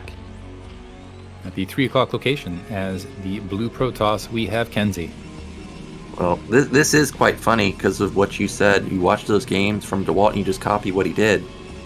KenZy literally just played Dewalt on this map, and now if I was him, I would do the same thing. Just open with the early Zealot pressure, the Sair into more pressure, a single DT, and then DT drop the main. I mean, it was very successful. I think Patak is another person that goes for another main split map style, so it should be another. I think KenZy could exploit him just like he got exploited by Dewalt. Yeah, Patak, we'll see how this plays out. I do feel like it's difficult to defend a third in this, so if you do go for that 3 hatch style, I really feel like you do need some form of map control, maybe earlier Zerglings, maybe, I don't know. And I do feel like KenZy he just played on this map. Yeah, just do what Dewalt did. I do want to kind of get some feedback in chat. Zero was experimenting with that countdown to kind of, the deep intensity. I kind of like it. I don't know. I feel like it adds something. There's something about that that it amplifies things for me. It looks like we are seeing a gateway here at the natural expansion for KenZy to apply potentially early Zealot pressure against Tech. Yeah, and it is a 9 gate, so it's not going to be the macro opener that we saw Dewalt open with, at least in his first game on Vermeer. I don't actually remember whether this was... Oh, it was not a gateway opener on Longinus the game before. It was Forge into Nexus, so already... Oh, whoa. What's this? We've got 2 gate at the front, so we're pulling out a J-Star move right here. J-Star in the Asian Championship. Literally every single game versus her was 2 gate. So we're going to see a 2-gate opener. We do see an overpool. Now the question is when will Patak scout this? Is he going to get eyes? So it looks like the Overlord initially goes to the bottom left-hand corner. Let's see if he moves out of drone scout. KenZy is going to scout that bottom left. I kind of like the fact that he did 2-gate on this map, because it is one of those things where you scout bottom left. Now you know where to go. Yeah, this is very unfortunate for Patak that he does not get this first scout off. He isn't even drone scouting, so if he underbuilds Lings, this is going to get ugly real quick. Oh no, I already see a drone mixed in. And I think that this game is about to snowball heavily in KenZy's favor, especially if he can hide this first Zealot. He is going to back off for now, but what he really needs to do is keep those Lings off of the gate. He does not want to show that it is a 2-gate opener. Try and keep these Lings on the retreat. Yeah, maybe move that Zealot forward, engage them to try to keep them distracted. It looks like the Zergling is trying to scooch by to go ahead and press forward and get that scouting information. Upon seeing that second Zealot is going to be able to confirm things. Yep. But there's a gap. The Zergling's trying to shoot through. One Zealot now chasing. That gap. We needed our gap expert, Gypsy. He's not here, though, to point out that there was a gap at the top. So that means that this is Not going to be as scary as I originally thought. However, it still is 2 Zealots and a Probe, and Probe does a surprising amount of damage in situations like this. Not getting into the mineral line as fast as I thought, so actually, so far, this is a decent hold from Patak, but now the Lings have left Protos's base. Now all 5 Zealots are going to be on Patak's side of the map, and this could get really dangerous very quick. It's, what, 8 Lings just now, and he loses the first Ling already. First 2 Lings, in fact. Creep colony being built. The Zealots pressing forward to go ahead and engage it. Now it looks like the Zergling's getting a decent surround. The Probe wiped out, but the Zealots doing some really good damage. Some good exchanges right there. More Zerglings coming. The damage Zealots trying to hold that back. Zealots in the middle of the map. There's additional Zealots. They're just holding. They're not coming up to support. I'm not sure what's going on. Maybe a misrally. So KenZy, where he needed the additional Zealots to continue with that pressure, instead allowing time for Patak to go ahead and get additional Zerglings on the map.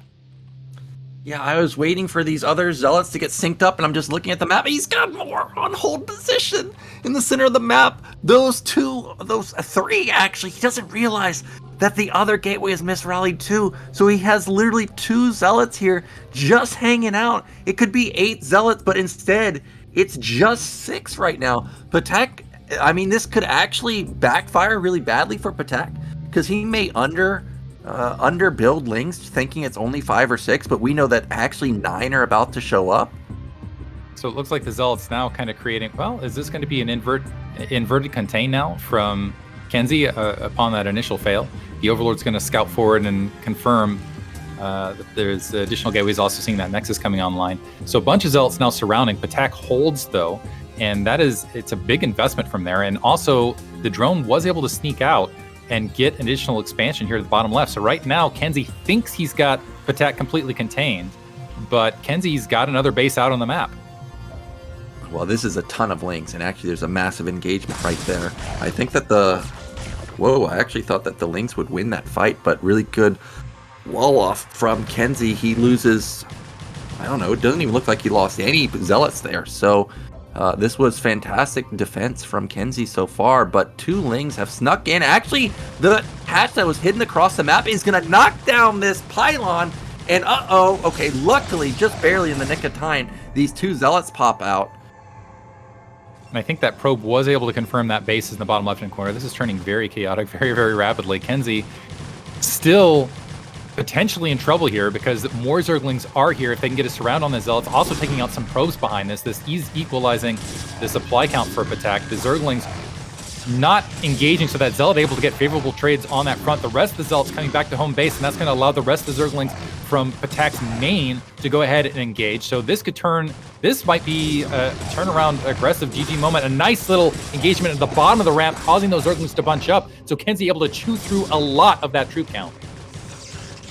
Yep, Probes desperately trying to get up cannons, but there's so many Lings, and there is the gap. It gets through. So many Lings are going to pop through, knock down the Zealot, knock down the Probes, and knock down the cannon. It's a complete surround on that single Zealot. He's trying as hard as he can to hold the line, but there's just too many Lings right now. Now behind this, Patak has no drones at his natural, no drones at his third base, so he is super all in here, but he's done a lot of damage, and he has snuck in a considerable amount of Lings into the main. But has he done the amount of damage he needs? It's still a 20 supply lead for KenZy, and he has Cybernetics already done.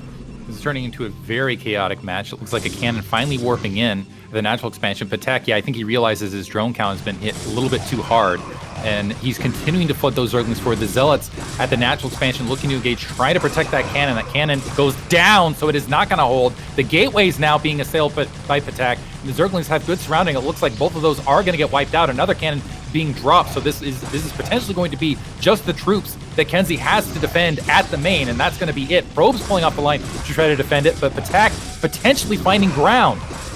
Yeah, he has no production, so this is it for KenZy. It's 5 Zealots in a dream. Probe Zealot combo is strong, but not strong enough when it's 3. Oh, actually, is it strong enough? Just barely. He desperately needs these cannons. He needs the Sim City, the entrance again, double gateway. If he can get double gates up, I think he'll be able to hold because of the lack of surface area. That's a great defense from KenZy so far. I actually can't believe that he held this. Zealot moves into position. There's still a gap at the top though, but actually Patak has been thwarted, and he is going to lose an Overlord. And remember, like I said, there are no drones at the nat or third base. So the supply count now drops back down to even. Some Zerglings have continued to pick away at the drone count at the main. Have also done a lot of disruption of gas. I think KenZy might end up being able to hold this and take the lead from here, as he's going to be able to get those Corsairs up, and Patak's a ways away from having any sort of anti-air. And so in a very chaotic back and forth opener, KenZy now holding. Supply counts are actually even, but keep in mind a lot of that is in Zerglings, not drones for Patak on the opposite end. Yeah, and if KenZy was to make a scout, he could even start racking up drone kills. Okay, that's an interesting drone sent across the map. There's no way this is going to be a proxy hatch. There's no surface area for that. But we do see, finally, Patak is going to start transitioning now. You can see his rally point. All the overlords moving right outside of the natural.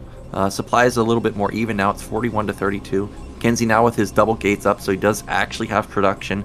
And Stargate is done, so he will start to get some intel onto what's going on.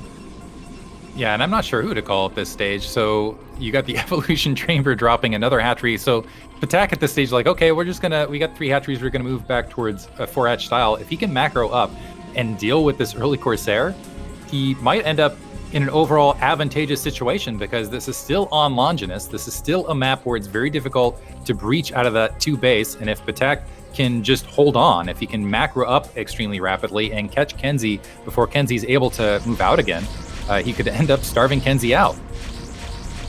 We do have the first Sair, and just like in the KenZy Dewalt game, the Overlord just really hugging that Spore, but it is still going to fall. I think may actually lose the Sair, because Sairs don't do that much damage really by themselves.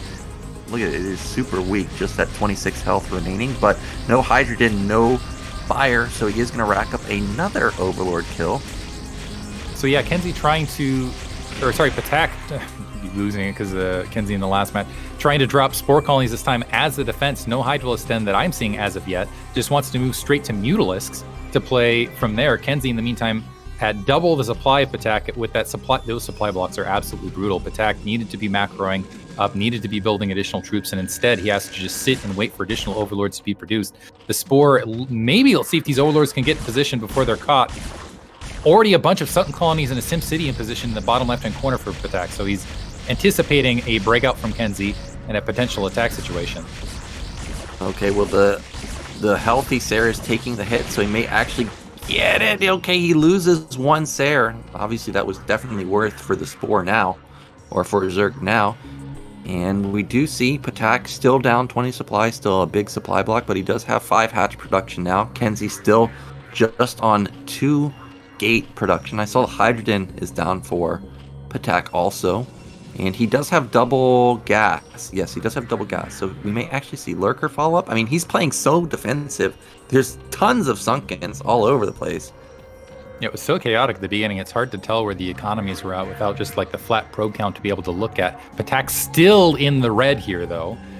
Just sitting at 37 supply. And now the Zealot streaming across the map, chasing down those Zerglings. Let's see if Patak has enough just latent ground defense to deal with all of the troops that KenZy's going to be throwing at him.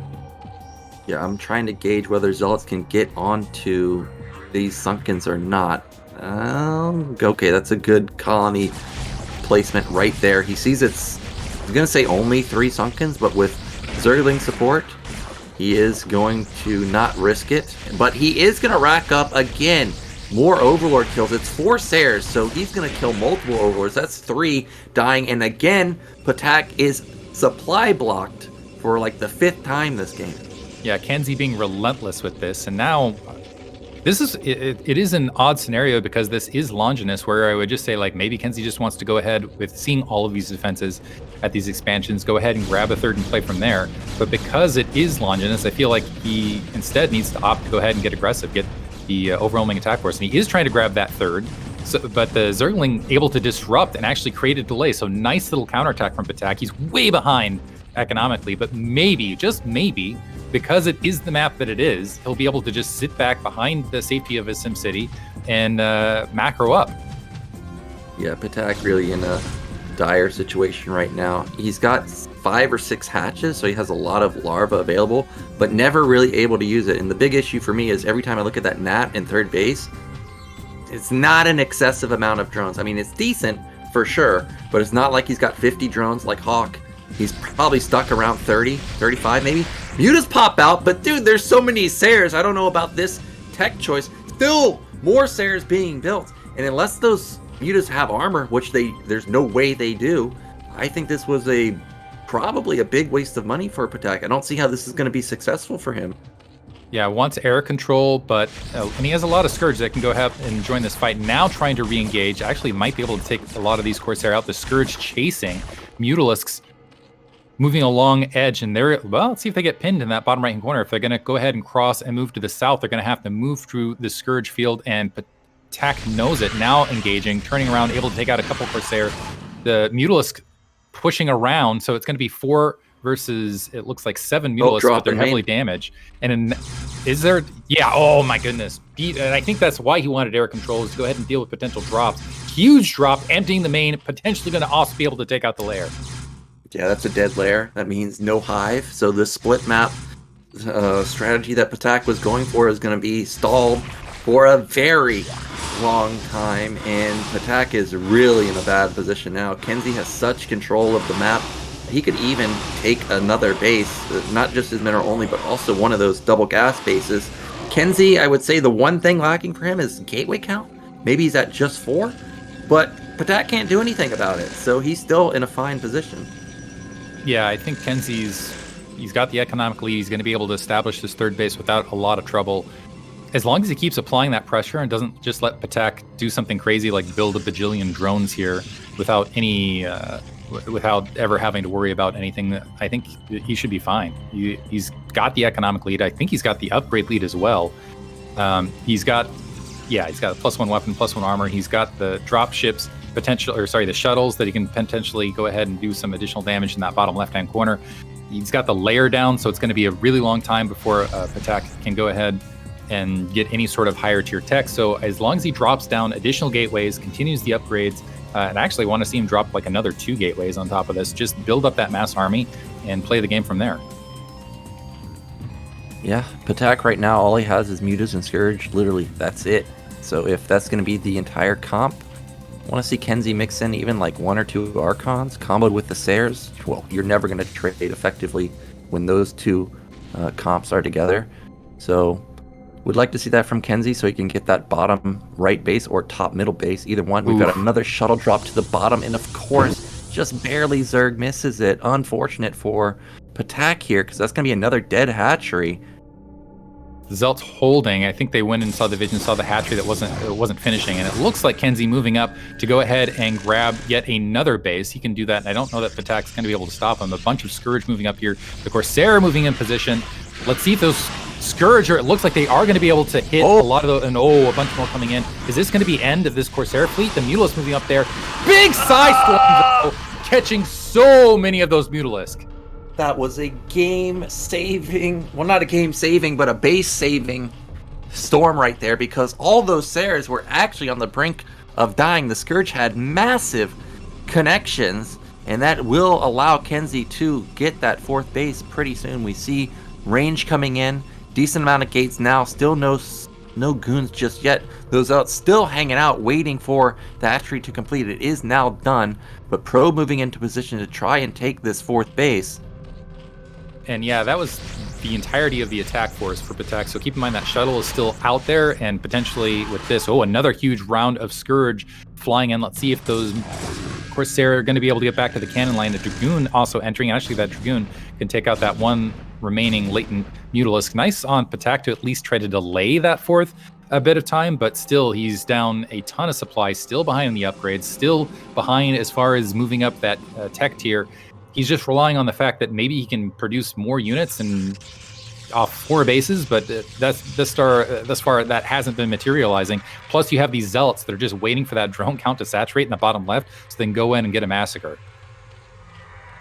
There's the massacre right there. 4 Zealots. Patak would be like, what the hell, where'd these come from? I have vision on the right side of the map. You can see he's got Ling, Scourge set up in 3 different positions. Luckily for him, Mutas happen to be over in this area, so he may be able to save this base, but at the same time, KenZy setting up a huge attack, the natural, and this looks very Dewalt-esque, just drawing the units out of position. Those Zealots almost get the hat trick despite the Mutalisk just sitting over top of him. That's a lot of Sunkens. There's so many Zealots and Storms here, and Goons even behind it. The one thing is the Dragoons are coming up on delay here, so maybe that's going to make the SimCity a little bit stronger, but this is still a huge amount of supply. Patak's still in the red to try to defend against this. I'm just looking for a Psystorm over the ledge as well into that drone line. The Corsair's moving up, finally Mutalisk moving up, but they're going to get obliterated. I just don't think Patak has the sufficient troop count to defend any of this. Yeah, it's a lot of Sunkens, but it's still just not enough. Mutas try and save the day, but not enough to deal with the Goons. Scourge not really doing much either. And oh, there we go. Lurkers moving into position, and there are no observers, but he's not burrowing them. Patak falling apart. Natural is going to fall. And I think, yep, there it is. GG. KenZy breaks him. That is about as chaotic a match as you're ever going to see. A wild one top to bottom. So 2-gate opener to a turnaround to just chaotic amount of Lings and a counterattack. Mutalisks all over the map. KenZy able to get reestablished, able to get the firm footing though, and turn around, macro up, and get the better of it. And it was really good crisis management from KenZy because he let Lings in his base. Lings killed like 3 cannons that he was trying to build at his natural.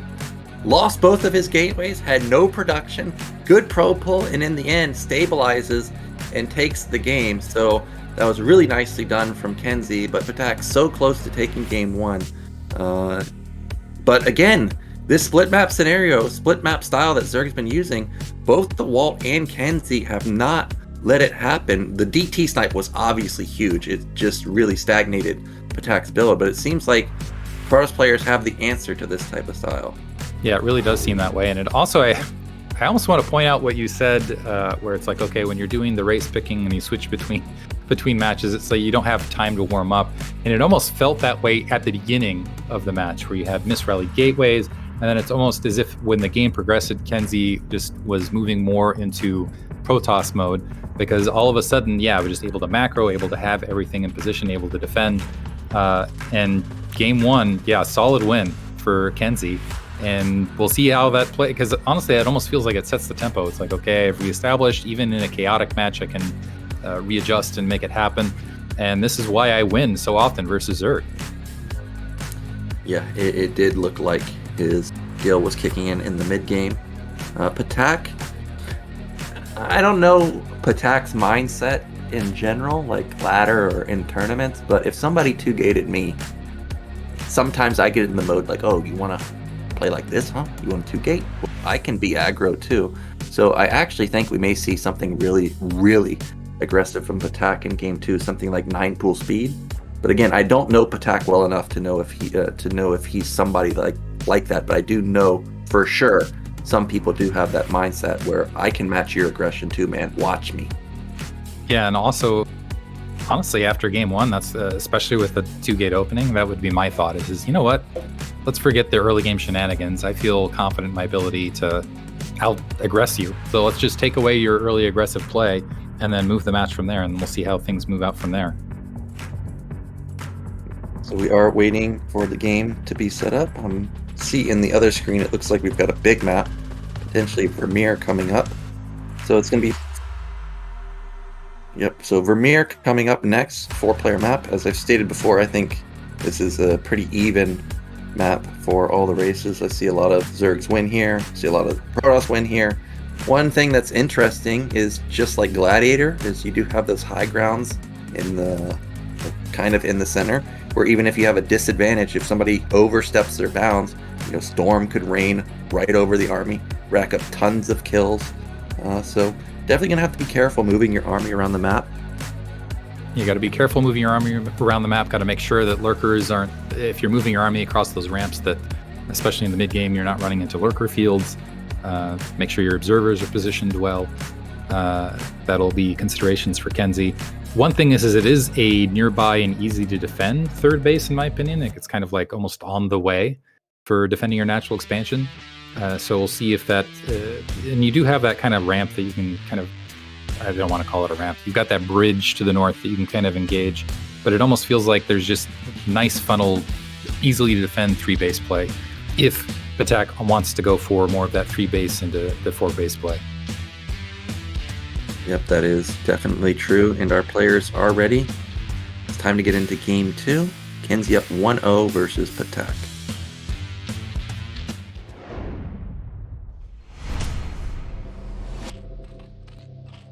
Okay, and the top left are blue Zerg. It is Patak. The top right as the red Protoss, we have KenZy. Yep, so Vermeer. I'm not sure of the SimCity at the Naturals, but I do remember it's kind of wide. So maybe KenZy could go for another double gate at the entrance, but I think that would be unlikely. This time around, Patak, if it is going to be a double gate, at least he will see it coming because he's getting the lucky first scout to top right. Yeah, has the first scout making that way over, so yeah, hopefully be able to see it in time for any sort of zealot pressure or anything along those lines. We'll see what KenZy decides to play this time. It looks like he's building that pylon interior to base, which does suggest that he's going to go for potentially gateway opener. I'm kind of curious. Is he? Yeah, usually you see that pylon. Maybe this is an artifact of Vermeer, but usually you see that pylon down to the natural, do you not? Yeah, you do. I think this might be the first time I've seen a one base play on Vermeer. Or actually, was it again J-Star doing a one base play? Can't remember exactly, but Patak, he will get to see it first. And he will actually, he may not see it because he may come in here, see no pylon at the natural, and turn a different direction. We do see he is going for an overpool though, and this is always, and for KenZy, this is always the question: what's going to be the follow-up? Is it going to be 2-gate? Okay, it is, but of course, you do have option to go into tech if you want.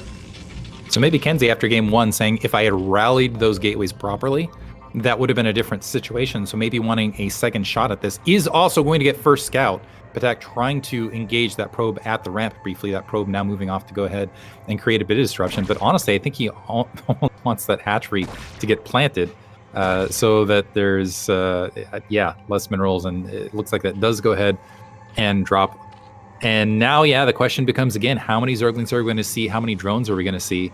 And that Overlord, this is kind of a clever play. Yeah, so that Overlord continuing all the way in. This is fortunate that it's one of those mind games where the probe came in first, so I think that Patak knew that this is where the base is, so he's going to extend that Overlord flight and is going to be able to confirm the double gate. Yep, luckily Patak did not change course on that Overlord, and he will see that this is, again, a 2-gate opener, this time in the main for KenZy. So he's going to have no SimCity at his natural, so if he does take a fast nat, he's going to have to be even more careful to a Ling Flood, which we do know Patak will go for. Now this drone, I imagine probably going to go to bottom left again. Yep, it is going to go bottom left. So we're going to have another split map scenario. Yeah, split map scenario, and I don't know that Patak he just does not seem concerned about this 2-gate opener at all. With the scouting information, he's like, you know what, I have this Overlord, I'm going to see the exact amount of drones you're going down. If you want to play one base play, that's fine. I'm just going to out macro you, just heads up. Yeah, we'll see if he'll be able to do it, though. First, Zealot and Probe are across the map. Actually, yeah, is it? It is. Okay, there we go. There's the third one. I'm like, I feel like there should be another Zealot, right? And there it is. Last time we saw Patak do a good job picking off that Probe in the front, and he may be able to get it again instantly. 10 Lings versus 3 Zealots and a Probe is going to push it back, and this was good defense from Patak so far. I think we got a Probe also hanging out near KenZy's natural expansion to maybe take that, and this is going to be a tall order. He needs to make sure he maintains position and continues his threat with these Zealots on the front. So it's almost like he needs to do a similar sort of contained situation, but this is a very wide surface area to deal with. If Zergling speed comes online, it's going to be very difficult to defend. Yeah, and Patak already has speed coming, so yeah, I think this is a smart move. You need to get the hell out of here. KenZy, get into position to defend your natural. Speed should be kicking in just a few seconds, actually. So this could get dangerous. It's a huge gap at the nat right now.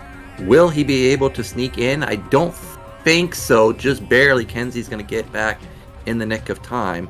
But the one thing I have noticed is Patak is hanging at just 18 supply. So there was a big Overlord miss there, and just now becoming unsupply blocked. So yeah, dropping an expansion bottom left, missing that Overlord was huge because having that denied natural expansion for an extended period of time was the big advantage. It's like, okay, you have to produce a lot of Zealots, but your economy is going to be slower. I'm going to be able to produce a lot of drones as soon as I have map control. But it just feels like, yeah, supply block has been the name of the game. Although it was forced from KenZy in game 1, this time it's self-inflicted. Good defense with the Zealots. I love the positioning of them. No way that Lings are going to be able to trade effectively here. He even has one next to the pylon between the eggs, so no gap there either. But already a 20 supply lead for KenZy, and he has an insane amount of Zealots already. So Patak needs to be very careful. Cybernetics already done too. Stargate should be coming in pretty soon. Lair, I think, maybe is halfway done. So Stargate would be considerably farther ahead than the Spire once it starts. Yeah, so Stargate plopping down right there. As long as KenZy doesn't flub anything, I think he's going to end up once again in a strong situation in the mid game. And he's got all of these Zealots on the ground. Kind of a Zealot Congo line, it almost looks like at the natural expansion. If he can get speed up, and he could end up in, and especially with that expansion being dropped bottom left, this could turn into another situation where there's just multiple locations to attack, and it's going to be difficult for KenZy to find, or sorry, Patak to find locations to know where to defend, where to move his troops to go ahead and engage. Because keep in mind, with all of those Zealots, as soon as they have +1 and Zealot leg speed, just a huge troop count. And yeah, I don't know. We'll see if Patak can go ahead and get that Spire up, somehow seize air control, and play from there. Yep, Spire just started. I think Stargate is done. Yep, Corsair has started. Forge is spinning too, and I think the timing of the +1 means he will have +1 like right when mutas pop out. So it could be a decent muta timing if KenZy is moving out right at that moment. We do see 5 hatch from Patak. I think he's got 1 at bottom right, 1 at his natural for a bit of a SimCity, but there's no second gas for Patak right now, so only going to be able to afford 6 mutas if he even opts to go into mutas. And I think, yeah, he's trying to play this. I'm going to go ahead and SimCity the bottom left and go for a SimCity and play strong economy again. Yeah, so Hydralistan in the bottom left-hand corner, double creep colonies being dropped. I assume this Corsair is going to be able to get an Overlord kill, if not 2 Overlords, to follow this up. But KenZy, I think he's going to be able to capitalize on this. He's got those 2 cannons on the front. He's got a huge amount of Zealots. And yeah, that's a SimCity in the bottom left, but it just feels like that once +1 is finished, the Zealots are going to be able to punch through that without too much trouble.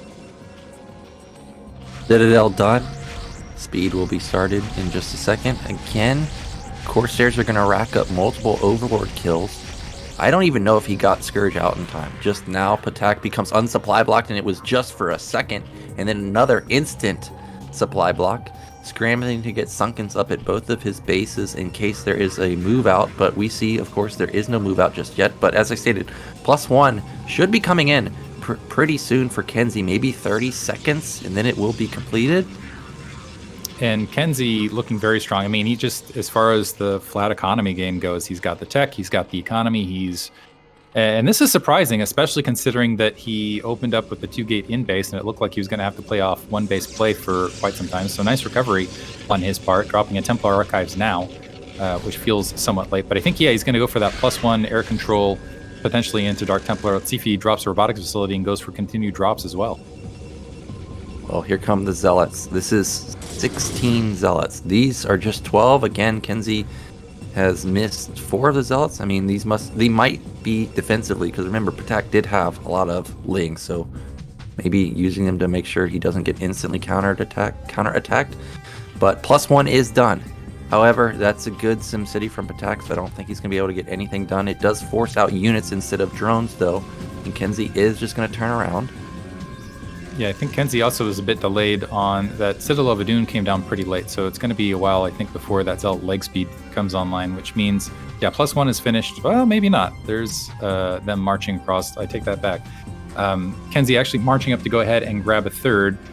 I'm almost wondering if he was going for +1 weapons with those Corsair rather than the Overlord upgrade, but right now, potentially a macro race. Patak has that bottom left-hand corner sealed. He's got a huge SimCity behind it. He's moving out with Mutalisk, able to get on top of the Zealots, get some free damage here, and I still don't see the Corsair fleet coming up to try to defend and engage. Yeah, I think he has a moderate amount of Corsairs, maybe 5. Maybe okay, it looks like it's a little bit more than 5, but maybe 6 or 7. And okay, 7 is really the number that you're looking for. PVZ, you just mow down everything. +1 weapon, not done for the Sayers just yet though, so they are not willing to engage the Mutas. However, the Mutas do turn around after denying that probe, building the 3rd base. Yeah, it looks like those a cannon being dropped. So at the very least, Patek getting able to delay that 3rd base from KenZy. It looks like he's going to go ahead and continue to macro and grab additional bases. So both players happy to just play a little bit more defensive here. A little bit of harassment from Patek in the form of Zerglings and Mutalisks, trying to slow that 3rd down and actually being very successful in doing so. But both players primarily focusing on establishing kind of that mid-game big macro play. Here come the Mutas and the Scourge again. However, there are a lot of Sayers now. It's 9. Got to be very careful. Okay, that's a really good Scourge surround. This is about as good of a trade as you're going to get. Still, 2 Sayers remain, 1 only now. There was no Storm support this time, like in the Longinus game. So the Mutas do actually save, or do actually deny this base for now. That's a bit of a whiff on the Storm. All of the Sayers die. I can't believe every single one of them died. So the Mutalisk had that +1 armor, and we just got a fantastic engagement. The Corsairs continuing to push out to try to stop. Oh, what a huge storm. And Patek not babysitting those Mutalisks, so every single one getting obliterated and weakened. And that Corsair actually can bully them back. So good amount of damage. I thought he was going to be able to deny this 3rd, maybe even force a cancellation, but instead KenZy able to get it up. Yeah, I can't believe that Storm eliminated basically all of the Mutalisks. But here come more Mutas. He's going to try and push the issue here, trying to deny this base. Mutas trying to micro on. Okay, he storms himself there. Even storms the Archon a little bit. But there's only 6 Mutas here, 3 of them heavily damaged. So I don't think Patek can really do that much damage here. But look at this. Going up into more macro hatches. He's sitting at maybe 8 now. So big macro from Patek. Yeah, I feel like Patek is actually kind of caught up in this. He's down on supply still, but he's managed to get a bunch of macro hatcheries down. He's managed to get a bunch of drones behind this. He took out that huge Sair investment, and KenZy didn't really get a lot out of it. He managed to, kill 2 Overlords? Looked like he's going to get a 3rd one that was sacrificed out in the main. And so now Patek has kind of reestablished his footing. He can continue to transition into that big macro play in the meantime. He's picked off a bunch of High Templar, which has really hurt KenZy's ability to be aggressive. There's still no observers, still nothing along those lines, and I assume we're going to see lurkers in a minute here. Yep, lurkers being morphed. We've got 1/1 upgrades for KenZy. Observatory coming down, so observers going to be at a good timing relative to the lurkers. Still kind of a low gateway count, isn't it? I think 5 maybe, but he does have his 3 bases running. He does have triple gas. Like you said, lack of Templars really hurts KenZy because not a lot of AoE power in his army anymore. But yeah, just 5 gates. So KenZy really needs to ramp up that gateway production because we know Patek has upwards of 8 hatches. The one thing though is Patek hasn't he hasn't transitioned into that macro phase. It seems like he keeps supply blocking himself. And so he's not really able to, it's like he's got gas in the tank, but he's not able to hit the accelerator. So it comes down to another engagement, the Mutalisk getting pushed back. KenZy starting to move out on the map, all of a sudden with a 40 supply lead, despite really only just running off the 5 gateways. These Mutalisks getting picked off and bullied out of the field. And now, but as far as a follow-up though, KenZy does still have to, keep in mind, chew through some decent sim cities. But I think he's got the unit count and he's got the upgrades to do it. Yeah, like you said, there's a lot of Sunkens at all the bases. There's a lot of lurkers at all the bases. So how are you really going to attack any position? I didn't see a shuttle anywhere, so I think KenZy is doing what you should do. He's going to take a 4th base. I would consider even taking a 5th base at the other main. Spam a bunch of cannons on the high ground. Unless there's Dark Swarm, you should be able to get the low ground natural too quite easily. But again, still, it's just a lack of gateways for me. Really need to get that gateway count up because Hive is about to complete 2. And I saw even another hatchery go down for Patek at bottom left. He's sitting at 9 now. Yeah, he's got a bunch of hatcheries. It looks like he's starting to fill in that troop count with Zerglings and Hydralisks in that bottom left-hand corner. And yeah, Hive is finished. And you have double evolution chamber as well. So eventually there will be a catch up and a greater spire morphing on top of it. Yeah, I'm a big fan of Greater Spire. Even if you just build like 1 or 2 Guardians, forces a lot in response from the opposing player, whether it's Protoss, Terran. You know, it blows a lot of the irradiates that Terrans have, and it's not the biggest commitment from Zerg, especially when they're already on 4 bases, 4 gas. So I think this is a nice move from Patak. I mean, he can also get, well, I guess you don't need Greater Spire for +2, +3 armor, but yeah, I still like it regardless. Yeah, KenZy grabbing that 4th base, it almost feels like what he's wanting to do is move into a more like, I'm going to outstarve you, get better trades, move my army out, stay cohesive, and swat down anything that you're able to kind of field out there. So with that, I want to see, the cannons, which he's already got at a lot of the expansions, but I want to see him start supplementing some Reavers, maybe even early. So in anticipation of that, Patak maybe getting the Guardians to go ahead and assail these bases. You're right, that could be a big win. You got the 2 Mutalisks hanging out there to potentially morph and hurt that 4th base. Yep, there he goes. It's going to be 2 Guardians. Guardians start, I think, with 2 armor, so they're going to be really tanky. Of course, KenZy does have Sares, but even with +1 weapon, it's going to take a while to knock down even just 2 Guardians. But we do have both players approaching max. I have to say, I think Patak's strongest feature in his game, in his style, is when he gets to a stage like this, when he gets his 4 bases, when he gets all of his macro hatches up and running. So even though supplies are even right now, wouldn't surprise me to see Patak start to slowly tick away at this supply lead that KenZy have. I think Patak may even get supply lead in the near future. Scourge connect, kill a Sare? This is great. So you're going to slow, and those Guardians continuing to empty this. So the Scourge actually going to be able to force this back to keep them alive. Zealots are moving in, but Zealots do not attack air. So it's not going to be a really big help. I don't think that Archon can reach either. Finally, the 2 Corsairs able to get on top of those Guardians, but not before getting a lot of pro kills. And this is now really scary. Look at Patak moving across the map, a huge amount of army flooding to go ahead and get aggressive. Yeah, this is where it gets really hard when you're facing Patak, as he has so many units. There's no Dark Swarm, though, critically for Protoss. Look at the Templars, they're all over the place. I don't even know if KenZy is aware that the Storm or the Templars at the top side, okay, he is. Those are great storms actually hitting the Zerg army while they're in a choke. And still, good defense from, or good attack from Patak here. He eliminates almost every single Zealot, forces out almost every single storm that KenZy has, and there it is. That is a supply lead for Patak, his first supply lead the entire game. And he's got more reinforcements moving up. I saw a Defiler Mound down. If he can just get a Defiler Mound at any location, really, these Zerglings with that Adrenal upgrade are going to be able to chew through. They do a lot of damage pretty rapidly, even without it. But now actually boxing KenZy into his natural expansion. Yeah, and this is what I was saying. This is when Patak is really strong. He's just got so many macro hatches, so much production. KenZy is doing a good job to stabilize, but Patak has a slight lurker contain. He's got good upgrades. 2-1. That's an extremely vulnerable 3rd base. There's no Templar there, no Reavers at all. 10 gate production for KenZy, though. He does have good upgrades at 2-2, but those Lings are starting to shred those cannons. However, there's not a lot of support for the lurkers, so the Goons and Archons will barrel through here. Zerglings and Zerglings and Hydralisks now engaging from the south. The Archons down there are High Templar. Do they have storms to support this as more reinforcements are coming in, assailing that that 3rd base? It looks like some decent storms. The Hydralisks able to dodge out of it. The Dragoons now getting wiped out, so this 3rd is completely breached. It looks like Patak is going to be able to go ahead and wipe that out before the reinforcements are able to get there. And with that, KenZy gonna GG.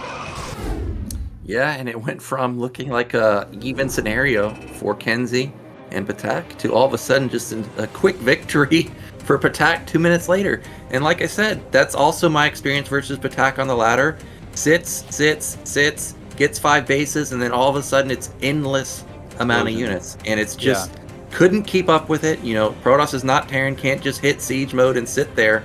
He will bust a base somewhere on the map, and that's Patak taking game 2.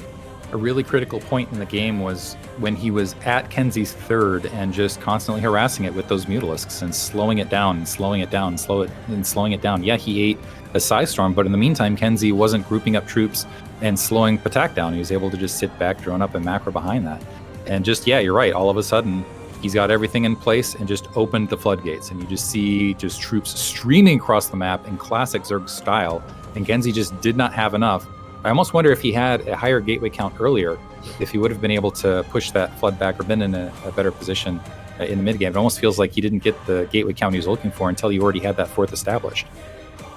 Yeah, I mean, even if he had the gateway count, could he have attacked anywhere?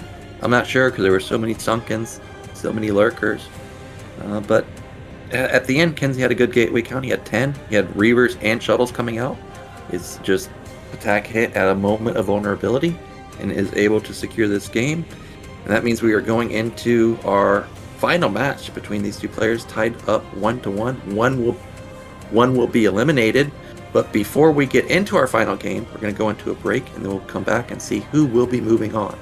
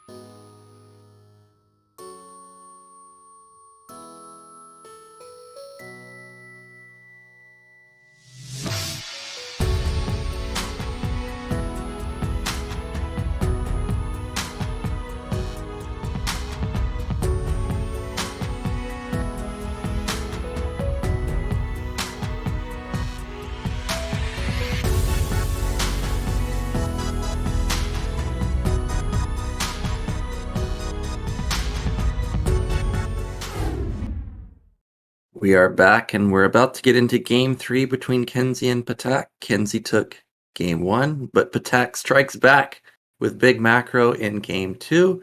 And now it all comes down to this. One game remaining. One of these players is going to be eliminated. One of these players is going to be moving on. Yeah, Patak strikes back with a big attack. Like doing the alliteration.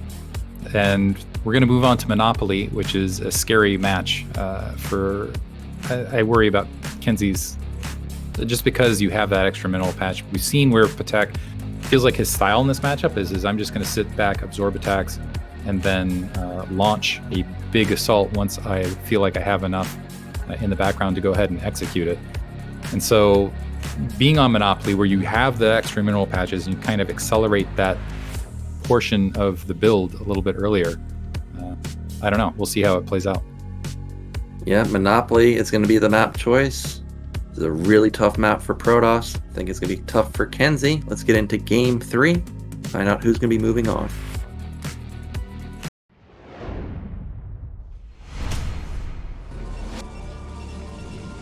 Okay, in the bottom left are red Protoss. It is KenZy. At 3 o'clock location, we have Patak starting as the blue Zerg. I'll admit, going from KenZy being Zerg in the previous match to Patak being Zerg in this match and KenZy being the Protoss, my brain keeps having to do a little bit of mental adjustment where I'm like, KenZy, or no, wait, gotta keep in mind he's playing Protoss here. Yep, and we do have low ground pylon this time. So not going to be an in-base 2-gate. We still have the option for 2-gate, and in fact, J-Star did do a 2-gate on this map. As we stated before, rush distances are quite close, so this could be dangerous if we see another 2-gate opener, and this is definitely going to be at least 1 gate. Going ahead, he's got that probe in position, dropping that gateway on the front, and I think it's important to not just to go 1-gate opener on this map, but also to make sure that you're at least getting a drone kill early on, because you do have the additional mineral patches. It's so important to stymie your opponent's economy. Yeah, definitely. And we do have, what's that, an overpool from Patak here. So just like in previous games, he's opting for that overpool, no 9 pool. But this time around, this is the first time we see just a single gate from KenZy. So it will be a Nexus or a quick Nexus follow-up. Let's see if, so we're going to see Patak actually hiding that drone in the bottom right-hand corner to make sure it doesn't get harassed should the probe wander in, but that probe gonna get last scout. Still no, I don't know how this is gonna work out, honestly. So KenZy moving up with that probe, the no scout for either player in each other's base. That Overlord still delayed it to get over there to even scout that there's a Zealot coming. Hatchery is online. I assume Patak opening up with that is gonna have more Zerglings out to start, which I think this is gonna be troublesome for KenZy. We do see first 4 Lings out, and okay, he leaves a couple Lings back, which I always love. Don't want to see a probe get back in for a secondary scout. I love when Zergs make Protoss worried on what they're going for. Patak did opt for a somewhat quick a quick extractor, but probe spots again the drone moving out, and he is going to follow it and see where it wants to build that 3rd hatch. I love this from Patak. So if he isn't able to go ahead and get Zealot harassment, maybe he can delay that 3rd base and slow things down that way. However, a Zergling able to get into the natural expansion, it looks like it's also going to be able to get into the main. Yep, this is going to be annoying, but luckily it's only 1 more Lings from Patak. Of course, there are multiple Zealots out, so he has to respect the potential for a move out. For now, he doesn't have any vision for that move out. Just now Overlord getting into position to potentially intercept it, but KenZy not willing to move out, and now that is an extremely fast cybernetic, so he's pulling out his inner mini here, gonna go into his tech really quickly.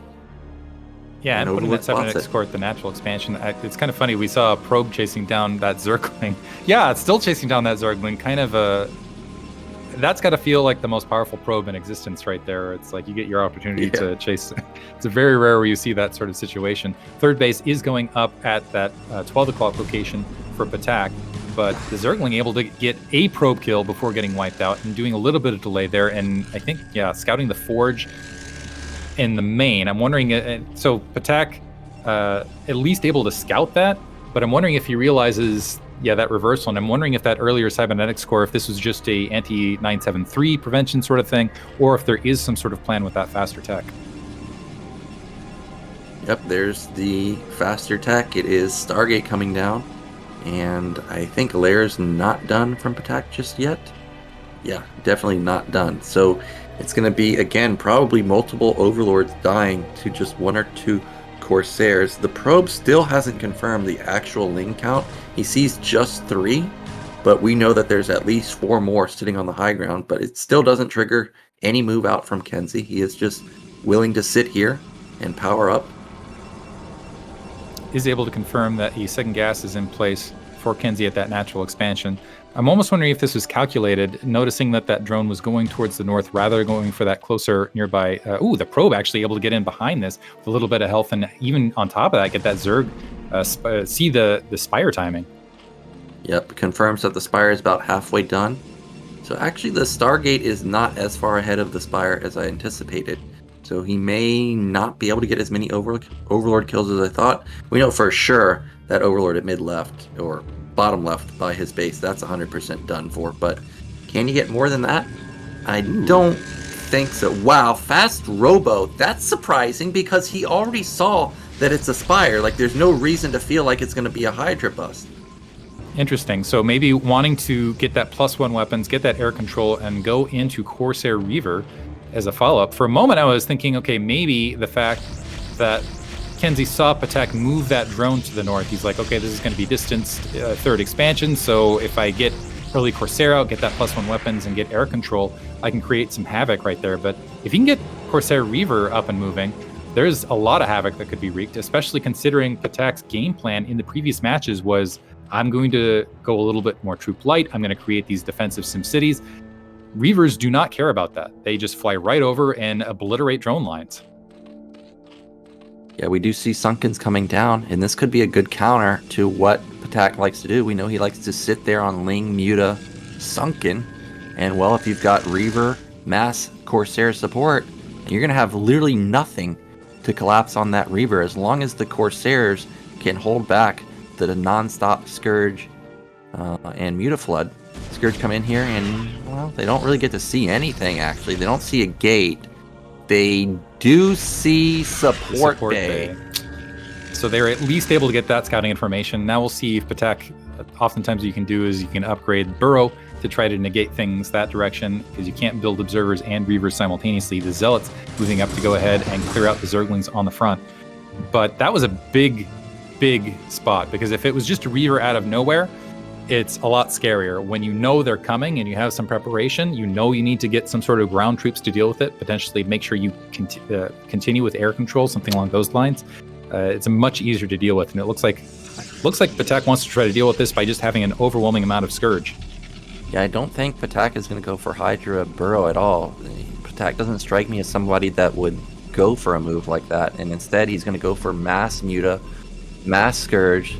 That means he is going to have to get armor on his mutas. He may even try and get +2 armor. But as I say that, there's the Hydra Den coming in for the Sim City. But it's only 5 hatch production, right? Like, I don't see 6 hatch from Patek. I don't know if this will be enough to actually get on top of the Reaver, or if it's even going to be in time, because we see the first Reaver's already out. One thing for KenZy is it's such a big economic investment that he needs to make sure he gets something accomplished with it. Because if you end up losing that shuttle, if you don't end up shutting down a base, if you don't end up taking out some drones, it's you end up in a lot of trouble, because basically you're relying on whittling your opponent down and just completely stymieing their economy so that you're even in position to go ahead and grab a third. The Corsair moving out, maybe wanting to see if they can hunt down Nautilus, hunt down Scourge, clear the way for that shuttle to follow. Well, here we go. Mutas versus Scourge, and KenZy is going to back off for now. Remember, +1 air weapon should be slightly ahead of the Mutilus armor upgrade. So there could be a moment of vulnerability if KenZy hits at the exact right moment. Speed already out on that shuttle. I don't think he has 2 Reavers. I think it's just a single Reaver. I don't know what else is actually loaded up. I imagine Zealots, but I guess it could be something else. Meanwhile, he finds the Mutilus. It's 7 versus 7 right now, but here come those Scourge. Gotta be careful. He's trying to line up all the Scourge together. This is a big fight. If Patek can win this is really going to shut down things, and that huge amount of Scourge in flight that's allowing some moved attacks. That shuttle actually moving out simultaneously, knowing that the air fleet is out of position. The Corsair still trying to battle to get those Mutalisks down. The Scourge have missed, however, that Reaver, making it all the way to the upper left-hand corner. I believe there's a single Sunken colony to defend. A really good reaction from Patek to move all of his drones. And that Reaver has no support. Like, the Corsairs are all the way across. Oh, he intercepts the drones. He gets 2. Can he get a couple more? Oh, he gets 3 more, but he might lose this shuttle. moving shot. The Mutalisks are in hot pursuit. The Scourge there as well. The Corsair not moving out to go ahead and engage this. So that shuttle goes down. The Reaver drops. It's not long for life. The Corsair moving out might be able to save it here. Let's see. This is going to be a big air battle. The Scourge, however, able to take out another Corsair. And now I think this is falling apart for KenZy. He's lost the shuttle. He's lost the Reaver. His Corsair count has not managed to maintain air control. And you can just see the vision for Patak around KenZy's base. He can see anything moving out, and he's going to make sure he maintains air control. Now has +1 Carapace. So in a position where you can comfortably macro up. Yeah, he lost a handful of drones, but I just do not think it was enough damage. I don't think it was enough damage either. We see Patak is basically even in supply. KenZy's going to try and go into gateways. Okay, there we go. I was waiting. I was going to say, I think you need to go double Stargate, but because of how many gateways he's building, I thought he wasn't doing that. But we do see a transition into double Stargate. This is so many Scourge and so many Mutas. He's going to pop almost every Corsair. There's like 10 Mutalisks left over. Only one Sair. 2 Sairs. Actually, they're split up. He doesn't realize there's a Corsair there, but he's going to knock down all the probes, and this could be game over. We see an instant counterattack from KenZy. SimCity going up. There's not that many Link. He may be able to get something done with these 12 Zealots. But those Zealots are running up into a wall. Some Zerglings along that corner. A lot of Sunken Colonies being dropped. More SimCity. As long as he holds here, this is game-ending amounts of damage in the main. So Patak just needs to make sure he doesn't die to this Zealot attack. Evolution Chamber there just to blockade. Drones attacking over the ledge. More Mutalisks are popping out. And I think with those Mutalisks able to deal with those Zealots on the front, that is probably going to be it. The Mutalisks have completely breached everything in KenZy's base. Yep, KenZy was not expecting this many Mutalisks in Scourge, and he got caught. And now he is moments away from being knocked out of the tournament. It's so many Mutalisks, and behind this, it's not like Patak is all in. However, 2 DTs get in with that shuttle. We could have base trade scenario. Patak not realizing. I don't see any movement from his side of the map. Look at the mini map. His blue box is all over KenZy's side of the map just now, going back to his natural. He still hasn't gone to his main. So this, might be an elimination scenario. How did those DTs get in there? How did they get past? So I guess Patak just distracted. That Spire goes down. There's not going to be reinforcements. So KenZy now just trying to get reestablished. And those Dark Temple are going to work. They've taken out the Spire. They've taken out the spawning pool, working on Lair. And it looks like there's going to be another drop in the left-hand corner. Yeah, behind us, though, KenZy didn't have Stargates powered because the pylon fell. But now Patak isn't paying attention to that. We have the first Sair out. KenZy has a lot of money. If he can get... Oh my god, he gets into the sweet spot just out of range of the Sunken. All of a sudden, Patak really not mining that efficiently. Finally, the DTs get cleaned up. Fire ended up dying. Templar Archive is going to fall. KenZy, he needs to get more Sairs out. It looks like he was not able to buy enough time to get out more than 2. Those are going to fall. Reaver maybe gets some kills, but it doesn't matter because still Patak has 3 bases mining. This is very reminiscent of Game 1, where there's insane chaos. KenZy's still making something of it. The question is will it be enough? Finally, some Mutalisks come out to deal with this shuttle, just trying to end around. The Reaver drops, but that's going to be it. Patak still has drones, and let's see if these Mutalisks can just... Yeah, it's just a cleanup operation from there. KenZy calls GG, at least made a game of it in that last second, but Patak looks like he's going to advance. Yeah, Patak coming in with the overwhelming amount of Mutas and Scourge catches KenZy off guard. It's a good counterattack with the DTEs and the Reaver, but in the end, a little bit too much Patak, and he is going to move on, and that means he is 1 step away from making it into the semifinals of the losers bracket, which is all you need to do in this tournament, because once you make it there, you're into the overarching grand finals of BSL. So well done from Patak, and he'll be waiting the winner of Sziky versus Sakwe, which is our next matchup. Sziky versus Sakwe. Let me pause a moment before I get too excited about this upcoming match. That was a fun series to watch. A lot of chaos, really, and something, I don't know, I enjoy chaos in Brood War matches. You saw a lot. We saw in Game 1, it was the 2-gate opener. Game 2, it was the 1 base into eventual 2 base with the Zealot blockade of the Zealot Congo line defending the natural expansion. And then, just the Mutalisk exploitation in the follow-up from Patak. So Patak on the verge of going ahead and making it to the top 4 and advancing in this season of BSL. So closing that thought out, Sziky versus I always want to say zzzeropl, just kind of the smatter. It's like I'm wondering if when he chose this this screen name, if he just kind of dropped his fist in the bottom left hand corner, just like counted his left hand first, and he's like, okay, that's what my screen name is going to be from now on. He's going to have a big challenge versus Sziky. I love watching Sziky just because of his extremely brutally strong Zerg play, and he's going to have his work cut out for him because Ziky's really, in my opinion, I feel like his ZVP is his strongest matchup. Yeah, it could be. His macro's crazy. Yesterday he ended up falling to Bonyth, but he looked very strong. And I have to do a correction here. Actually, Patak has made it in. I didn't realize we were already in the semifinals, so congratulations to him. Regardless of what happens here, he's at least going to qualify. Like you said, Sziky versus Sockway. Ziky's crazy ZVP. And I'm thinking back to the games I saw yesterday of Sockway versus Cryok. You're always going to be very worried facing Sziky, but I think Sockway is in big time trouble because in PvZ, you've got to be out on the map, making stuff happen, and Sockway was just not aggressive at all versus Cryok. And, Cryok was playing super passive, and if you're just going to be passive versus, passive as a Protoss, I don't really see that as a recipe for success versus Sziky. So Sockway is going to have some special builds planned, I think. But before we get into that series, we're going to go into a break, and then we'll come back with our final series of the day, Sziky versus Sockway.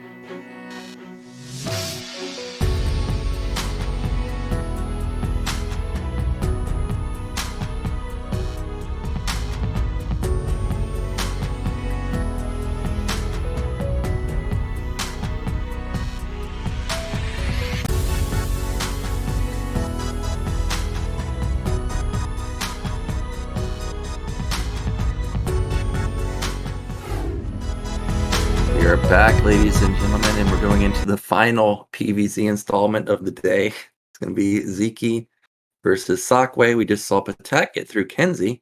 Really interesting games from them, and we saw Dewalt already move on. And actually, I have to say I'm rooting for Sziky here. I think everybody thinks he's a favorite, but I'm especially rooting for him because at least if he gets through, I don't have to see another PvZ tomorrow. I get to see a Zerg versus Zerg because it'll be Patak versus Sziky potentially, but you never know. Sockway could make an upset. We'll see. Sziky, I think, is the strong favorite amongst. I think arguably he's the strongest Forerunner Zerg right now. And if you're going to see a Zerg retake BSL and take the championship, he's the best bet. And I think that is why I like seeing Sziky advance. He's been on the verge multiple times, and he's had two Final Four appearances, getting eliminated by Mihu in the past 2 seasons. So it'll be interesting now that Mihu's out. It's kind of one of those situations alongside with Dewalt. With Mihu not there to take them out, are they going to then have potentially an open road towards the finals? Of course, the secondary factor is there were players that beat Mihu that you're going to have to get through. But yeah, Sziky, extremely strong. I feel like watching him versus Protoss in particular, it's just a joy to watch. Yeah, he's got insane macro, doesn't play any gimmicky styles. He just brings it to you nonstop all day long. Yesterday versus Bonyth, I thought for sure he had the game on Sylphid. He had like 10 hatches, 7 bases, but in the end it was Bonyth that reigned supreme. But if you're going to have that many bases, that many hatches, I just don't know how you're going to keep up with him if you're Sockway here. Like I said, Sockway seemed like more of a passive player, and if you're going to give this guy just free 4 or 5 bases, feels like that's going to be very tall order. We see the profile stats, Sockway, mostly a Ghostly League player, making his first appearance in Pro League. Meanwhile, you can see Sziky didn't have his best showing in his first season back in BSL 11, but ever since then, top 4. So definitely a contender to take the whole season. If the brackets run in his favor. And you already mentioned the person that knocked him down last season, Mihu. He's already gone. So it could be his time to shine, just like it could be DeWalt's time to shine.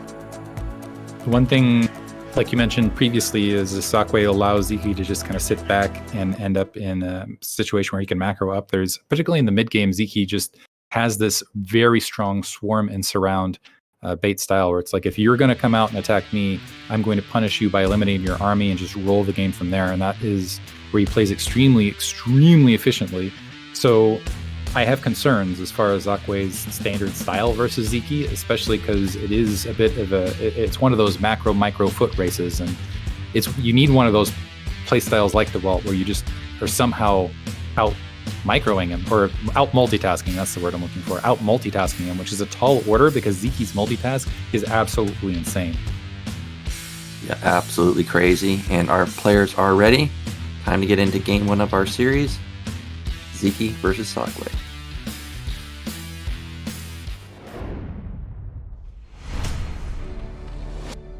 Okay, in the top middle, our blue Zerg, it is Sziky.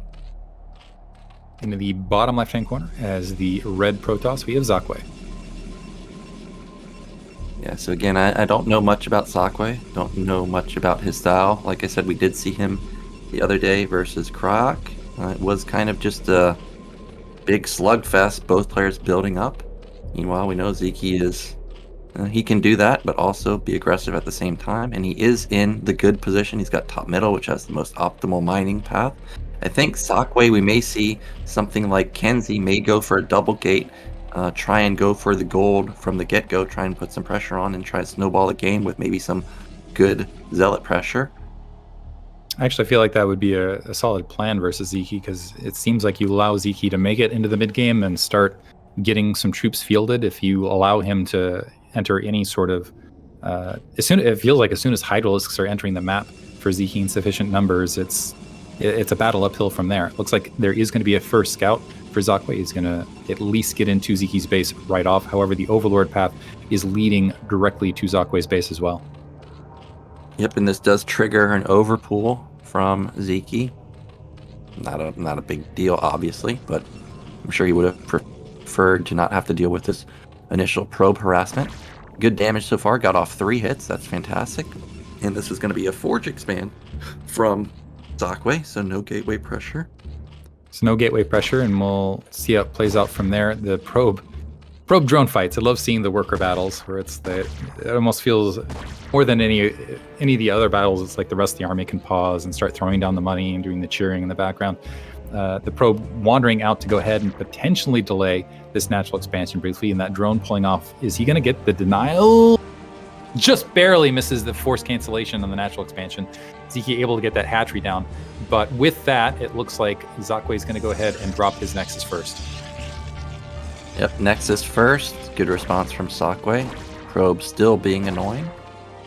And we're going to have probably just one cannon. Wait and see how many lings are being built by Sziky. I imagine probably just 2. There they are right now. And a drone behind it. So everything pretty much just normal. I did notice Sziky's put down his gas already. So going to go into that lair quite quickly. So you got 2 Zerglings trailing that probe as that drone going out to potentially grab that third base towards the bottom right-hand corner. And cannon gateway already in the way for Zackway, so nothing too crazy. Zerglings, and so this is, kind of a critical point. So establishing that Sziky is gone for a third base, but needs to get back to the front, see that gas is established, and get a good look at the drone counts as well. Yep, coming back in for a re-scout.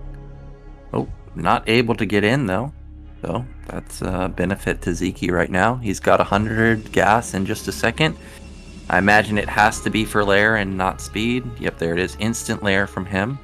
Meanwhile, on the other side of the map, I don't think Zackway has even started mining gas.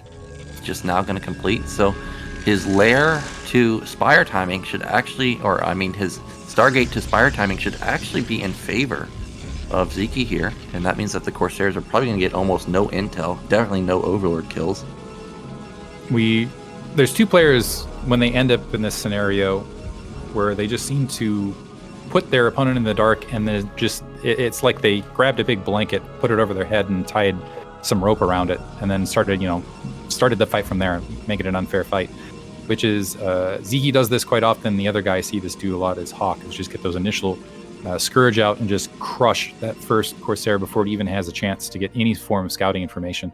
So keeping this probe alive is going to be absolutely critical, and you can see Sziky's already damaging it, has it down to just 1 health, and really has just relegated Zackway to just confirming that there is a third base, and now that probe is gone.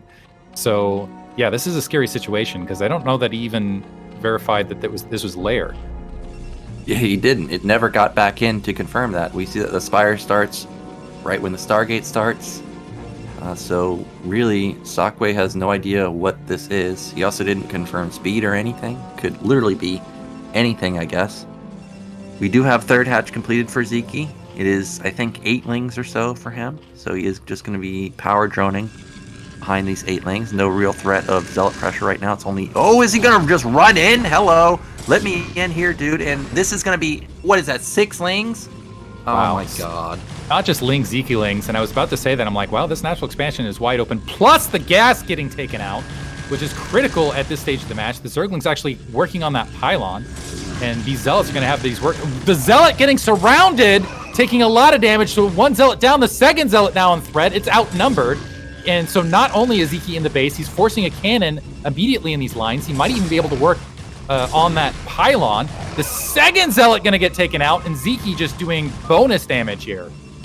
Yeah, and behind this, even worker count 28 to 29.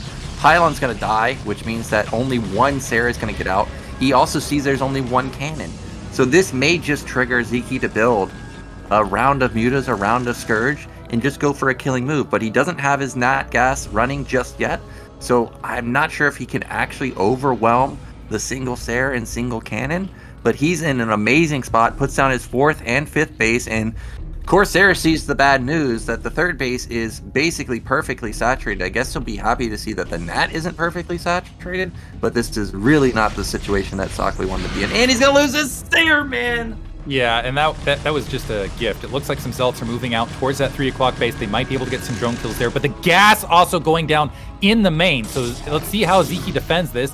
This could be a critical moment here where Zackway is able to get back into this. So at least he's able to do some disruption there. But in the meantime, if Mutalisks take flight, there's potentially overwhelming amount of Mutalisks that are going to be in Zakway's base momentarily. He doesn't have gas. He had that pylon delay with the Corsair. At least a single Mutalisk is being pushed back to go ahead and defend that third base. But in the meantime, things very much in Zyky's favor. Yeah, heavily in Zyky's favor. These two Zealots, yeah, they did shut down the third base. That was a win for Zakway, but Mutas are out. Okay, can he get another drone kill? Look at that micro, just perfect, and he's not able to. And just non-stop rallied one gate Zealots trying to move to the third base. But like I said, Sziky, he's got so many drones, he's got so many Mutas and Scourge, he can overwhelm the main just single cannon. Zakway scrambling to get up more Corsairs, but he only has one right now. Also, Cybernetics is not spinning, so no +1 weapon upgrade anytime soon either. So I think Zakway's hoping these Zealots would draw those Mutalisks back, but it's going to be 2 Zealots and a Sutton colony there, and now Mutalisks moving into the natural expansion. A bit of a misfire there by the Mutalisks, but you also have those Scourge alongside just in case that Corsair move up, and I wouldn't be surprised if Sziky builds a couple additional Scourge, builds a couple additional Mutalisks, and just cycles back around and goes for another attack there. It looks like an additional Scourge joining. Some Mutalisks finding Zealots, not turning around and attacking them as they're returning to home base. But even if Zakway survives right here, he's going to be pretty well boxed in.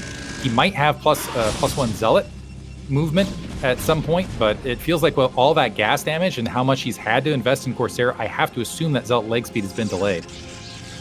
Yeah, and look at Zyky's gas. He's got 1 billion gas. He could go into more Mutas, more Scourge. More than likely, I think he's probably just going to go into a massive Hydra Lurker contain. I think that's even another macro hatch right there. So 6 hatch production for Sziky, big drone cycles. He's even in workers. Again, he's got his weapon damage for the Hydras coming in, speed coming in for the Hydras, and still there's absolutely no map pressure at all from Zakway. He does have double gate. He does have a decent amount of Zealots, but he can't do anything with them right now. Yeah, he doesn't have air control. He really can't push out. I feel like these Corsairs would get wiped out. Look, now dropping a bunch of gateways to try to follow this up, but he's... What is this? So we're just now approaching 9 minutes, and Sziky already has a supply lead, and his worker count is just about to overtake Zakway as well. So, and as I say, just about, the Mutalisks moving in and doing some damage. The Corsairs engaging, being pushed back briefly, so getting some free hits, taking a little bit of Mutalisk damage, but not much else. Yeah, so far this is good defense from Zakway. Problem is Zerg's about to explode, whereas... Well, I guess he's got his Templar Archive coming in. He's got 6 gates coming up. He's got double forge coming in. So Zakway getting his macro up and running too. He's got 48 probes, so that's a good probe count. Mutas have not done an insane amount of damage just yet, but like I said, the Sairs are missing that +1 upgrade, so they do have to be careful trying to engage even a small amount of Scourge and Mutalisks. But Zealots actually went across the map unscouted. Unscouted, let's see if Sziky, yeah, he spots it. He's going to go ahead and engage with these Hydralisks, move back up to the high ground. So the Zealots trying to push through. They're going to bunch up right there. Maybe going to try to reposition and move back to the natural expansion, but before they're able to do that, the Mutalisks returning and going to do that free moving damage, allowing the Hydralisks to go ahead, and are they even going to be able to get back to the main? They might be stuck here between a rock and... What's something that's hard and falls from the sky? Hailstones? Something along those lines. So getting wiped out there. Some additional Zealots trying to pull off the line. The Corsairs trying to engage to maybe make this a better engagement. The Scourge are there as well. And it looks like Zakway is kind of donating the entirety of his army to Sziky right here. Yeah, it's too many Hydras. It's a 20 supply lead for Sziky. Never the position you want to be in PvZ. This gateway is going to get knocked down. Whatever's upgrading in the Forge, probably going to be canceled. I would say luckily for Zakway, at least he kept his Sairs alive, so he could use them to try and knock down some Overlords. He just doesn't have much defense other than these cannons. The first Templar comes out, but it doesn't have Storm available. Damn, that's a lot of units from Sziky. I think he's a moment away from breaching this Nat. Cannon falling left and right. Templar still needs 8 more energy for the Storm, but it's not going to complete, or at least not in time to deal with these Hydras. Oh, Hydra is completely breaching the natural expansion. The High Templar just getting enough energy to drop a Side Storm right there. But yeah, it just feels like that was too little too late. Sziky continuing to stream units across the map. There's GG. And Sziky showing why he is so brutally strong in PvZ, really denying information from the beginning and following it up with, yeah, just really strong play. Yeah, and just like Eonzer, clearly, if he sees an opening, he's going to go for it. I mean, there wasn't much of an opening. Zealots were there. There was a cannon there. It's not like Sockway didn't have the defense, but just slightly out of position. 6 leans get into your base, kills a pylon, kills multiple probes, kills multiple zealots, and then behind it, it's powering like a madman. I mean, that's just exactly what you should do when you're in Sziky's situation, and when you're at that caliber of play, you cannot make mistakes like that versus someone like Sziky, because he will just run away with it. And it also feels like there are multiple situations where Sziky could have just macroed and won either way, and he just kind of played a little bit more the safe, guaranteed route. Like there could have been overwhelming amount of Mutalisks at certain stages of the match, taking down the pylon that was powering the Stargate. There were opportunities, really, and even on top of that, you had the brief moment where at least Sockway was able to get the Zealots out to the third and create some disruption there to make the game linger on. But outside of just that one moment, it really did feel like Sziky was in control from top to bottom. Yeah, and now it's going to be Sockway's last chance. He can't lose here because it's best of 3. He'll be eliminated. It will be... Oh, no, I was going to say it's going to be his map choice, but I keep forgetting that they've already picked. So I wonder... Well, actually, we don't even know if Sylphid was Sockway's pick here. It could have even been Sziky's pick. So that will be a bit unlucky for Sockway if that's the case. I think you don't want to play a big macro map versus Sziky. So I don't want to get Vermeer. I don't want to get Longinus. I definitely don't want to get Monopoly. I think your best chance is maybe Overwatch or Butter, because at least there's limited bases there, right? Like Vermeer, there's like 15 bases or something insane. At least you're going to limit this guy to just 5 or 6. Yeah, that really is the question: is how can you limit Sziky? And it looks like it is a great call. It's going to be Butter. Yeah, so this is potentially the final game of the series. Sziky 1 game away from moving on. Let's see if he can do it.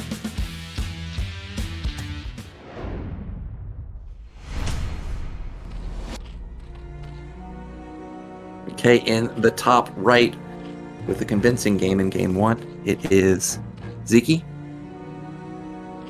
In the bottom right, as the red Protoss, we have Sockway.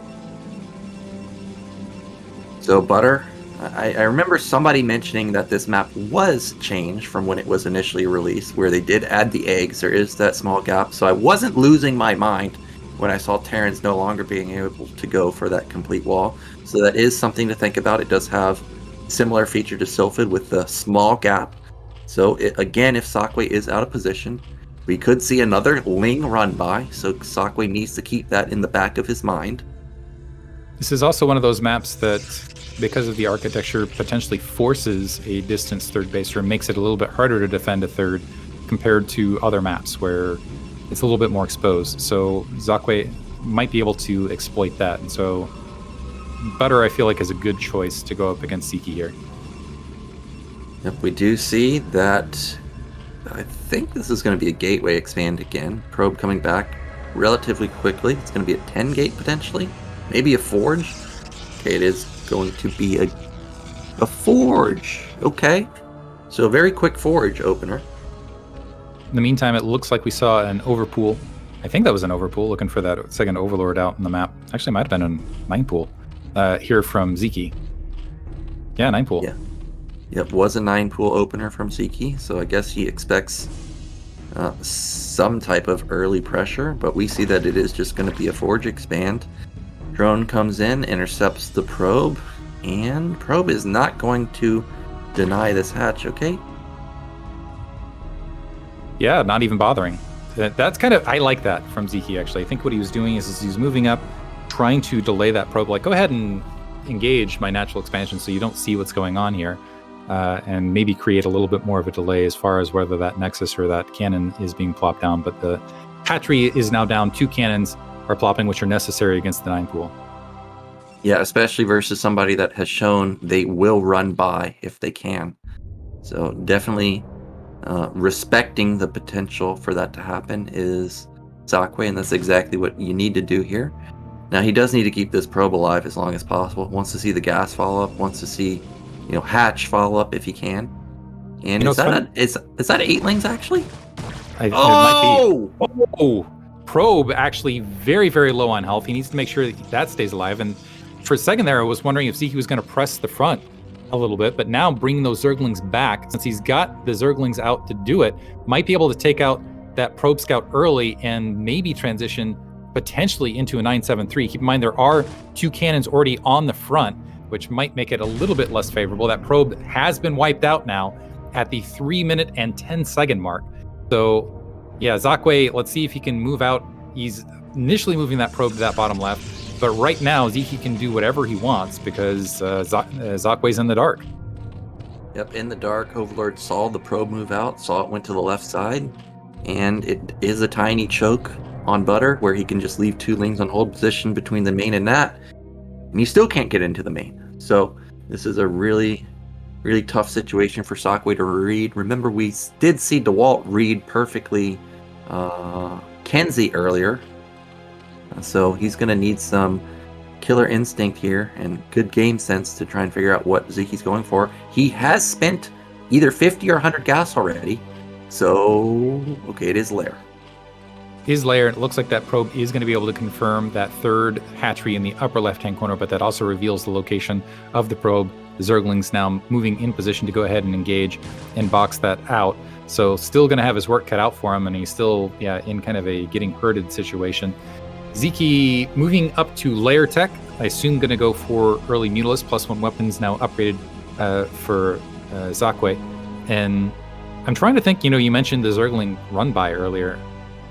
It feels like nearly every single match we've cast, Sziky, when he's had an opportunity to, has gone for that Zergling run by. And it just seems like it is one of those things that inevitably happens. So I almost wonder if having those 2 cannons down will be a more sizable factor than one would expect in this map. And it almost feels like maybe opening up the 9 pool might have actually been a little bit of a disadvantage for Sziky because it forces to do cannons out and makes the Zergling run-bys a little bit less likely. Well, even if he was at a deficit, he's recovered quite nicely because it's 26 probes to 23 drones. That's an amazing spot for Zerg to be in. 4th hatch coming in. He does let the probe in, and he does... Oh, actually, I guess he doesn't because that's speed kicking in. He does want to see that Spire if he can, but he's not able to get a glimpse of it. But 2 Celts move to the 3rd base while this is happening. Ooh, gonna get some drone disruption. So Zakwe able to get 1 drone kill, and I like this. This is, I almost want to say Dewalt-esque. So moving out the Zealots kind of in an off timing, able to get some disruption here in the upper left. The Zergling's now moving up, and that Zealot, I'm not sure what it was doing. It was just sitting there instead of going into any sort of protective zone, like behind the gas. So it gets taken out very rapidly.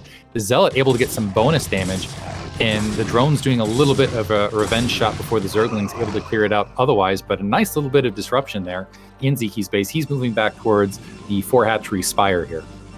Yeah, that was a nice move from Zakwe. Gets a drone and a couple lings. That 1 Zealot not moving into the position really is painful because, that happens to me all the time. It's like you click to go somewhere and it just doesn't move, and you look back and it's surrounded or it's dead. It's like, dude, why can't you just move into position where I tell you to move? But he at least did get the drone, and he does get an Overlord. So overall, this is a decent amount of damage for small commitment from Zakwe. Ser is also going to be able to scout everything that's going on and sees the Hydrogen timing too. Yeah, Hydrogen plopped down. No SimCity yet in the upper left-hand corner. And actually, I like Zakwe's odds at this stage. He's got the Corsair, he's got the scouting information. That 3rd is somewhat exposed. And so if he's able to get the additional gateways down, maybe has his Zealot timing. There's a lot of options here because now it's up to Sziky to defend multiple locations that are spread out all over the place. And it doesn't look like he's going to have a big jump on air control. Yeah, and there is not 5 hatches. There aren't 6 hatches either. So it's not like Sziky has, an insane amount of larvae right now. He's just on 4 for now. Just now starting his 5th hatch. Evolution Chamber coming down too. But still, relatively close worker supplies. We have a Zealot move out. It's 7 Zealots. And were there Mutas produced, or was it just Scourge? Okay, there were a couple Mutalists produced, so this is going to be shut down quite easily. Yeah, he's going to commit, though. Oh, no. Going to go ahead and pull back. +1 weapons was there. Interestingly, that there were a lot of Corsair, but the Corsair not joining the fray, maybe concerned. And so these Zealots going to get softened up as they're retreating back to the main. So a bit of, I don't know, feels like a bit of a misstep where there might have been an opportunity otherwise. And now Sziky feeling comfortable enough to go ahead and add yet another hatchery and just macro and build from here. And this is sort of the dangerous situation where you allow Sziky to go ahead and sit back and macro up and start getting those troops out on the match. He's getting all those macro hatches in place. He's getting the drone count in the spot he wants to. And now you have to worry about, okay, I commit to an area, but I need to not overextend. Otherwise, Ziky's going to punish you for that. We do have the 5th and 6th hatch coming in for Sziky. +1 is about a third of the way done. Zaire +1 is more than halfway done. It is only 5 Utilisk and a couple Scourge, though, so not committing heavily to the air. He does also confirm Templar archive timing, and he sees that it's very, very late, so no Templars anytime soon. Oh, he finds an opening, going to pick off a couple probes, and also picks off the one probe in the back that was stuck, so the Corsairs will not be able to get... Oh, I take that back, there were actually 2 stuck probes. So doing a little bit of a favor here by clearing that out, but now Hydralisk taking the field, starting to march forward, and maybe going to set up a contain here. There are a lot of Zealots on the front door. Those Mutalisks, let's see if they dive back in a moment here, try to catch, maybe grab any of those High Templar.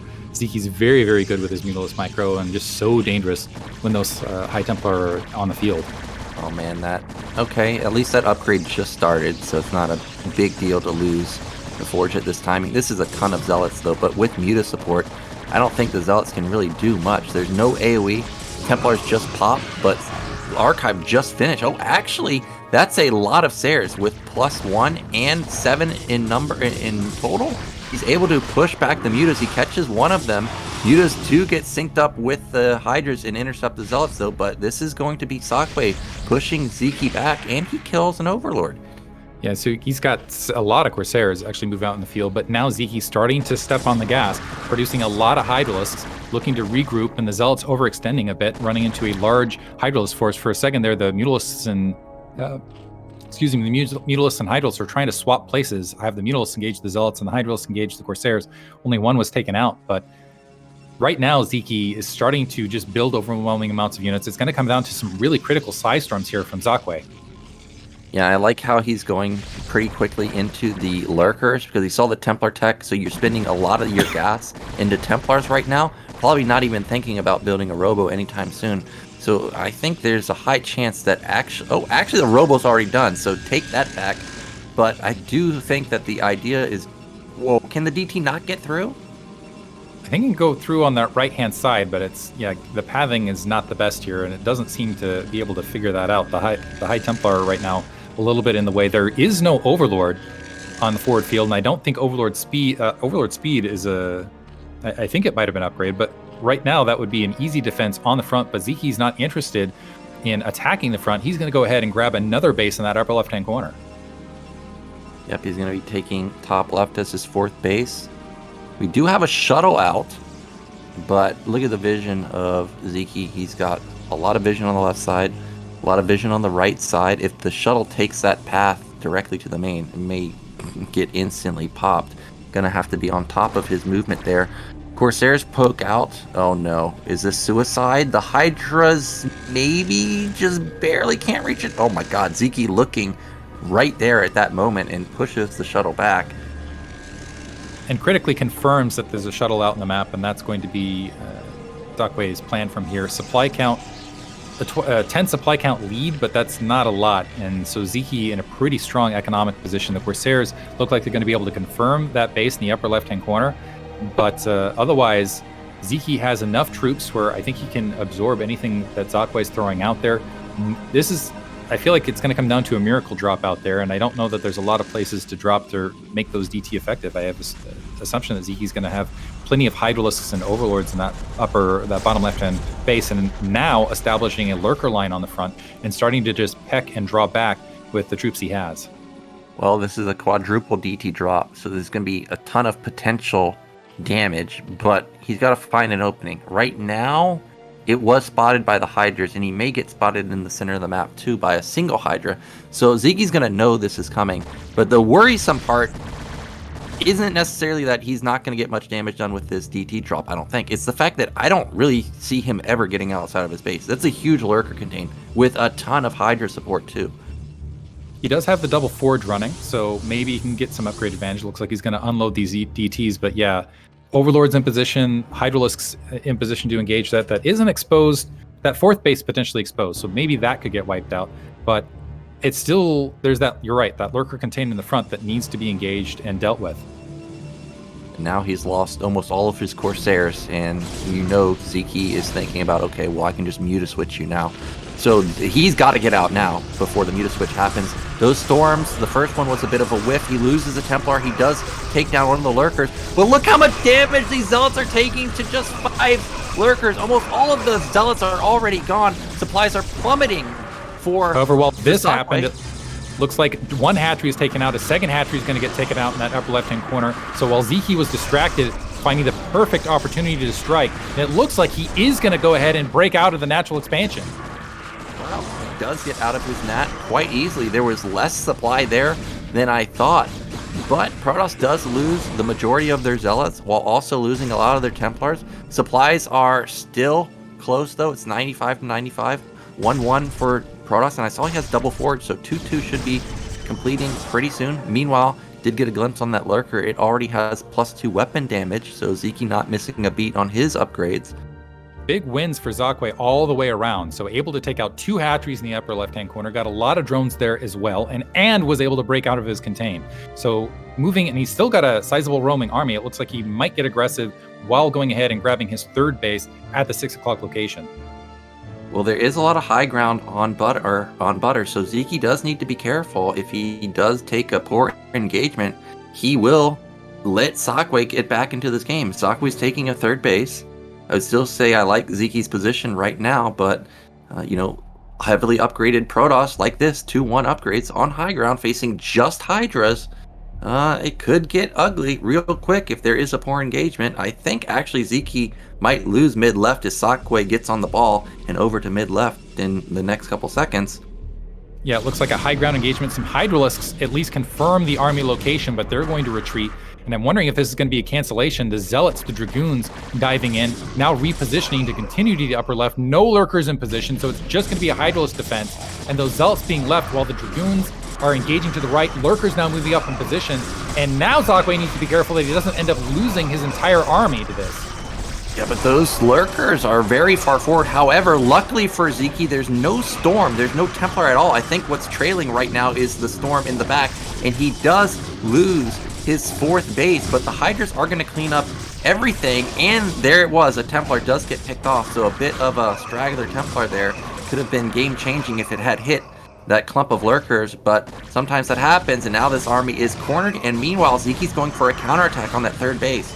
Yeah, that's the thing with Sziky. If you're going to overcommit and lose your entire army and not be back in a defensive position, he is going to punish you for it. So now moving, he's going to catch a bunch of probes in transfer as well, so going to be able to obliterate the probe count of Zakway. Zakway trying, and he just doesn't have the troops to defend against this. He's level 2 spine upgraded Hydralisk. The Hydralisk, upon killing those probes, are going to go ahead and back out. But you can see the reinforcements coming from the upper left. Zakway cut off from defense. His natural expansion looking a bit thin, so he needs to engage here and get a big trade. Huge Psystorm, exactly what he needed. But the Hydralisk crashing in from the north. Let's see if the rest of these High Templar are going to be able to get Storm off. One of them picked off. The second one looks like it's going to be able to float forward of a miss of a Psystorm, so he still doesn't have the reinforcements and losing another army, which potentially is going to expose that bottom left-hand base.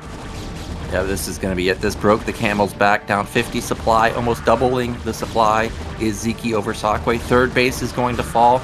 As I've stated numerous times, 17 minutes when you start mining out bases, and we're right at that moment. So Zakway, he is going to fall to Sziky here, 2-0. He just doesn't have the money. Meanwhile, Sziky has so much money. Look at that. He has less than 20 minerals available at his natural. So it's just a moment away we are from seeing the GG from the Zakway. Oof. Yeah, Zakway now, even if he manages to survive this, he's boxed in. Sziky's just got a strong economy. He's going to be able to establish that fourth base. He's going to mine out some nice Psystorms behind this. The Dragoons engaging the cannon line. Looks like it is getting obliterated. And it looks like he's going to survive this wave, but there's more waves coming.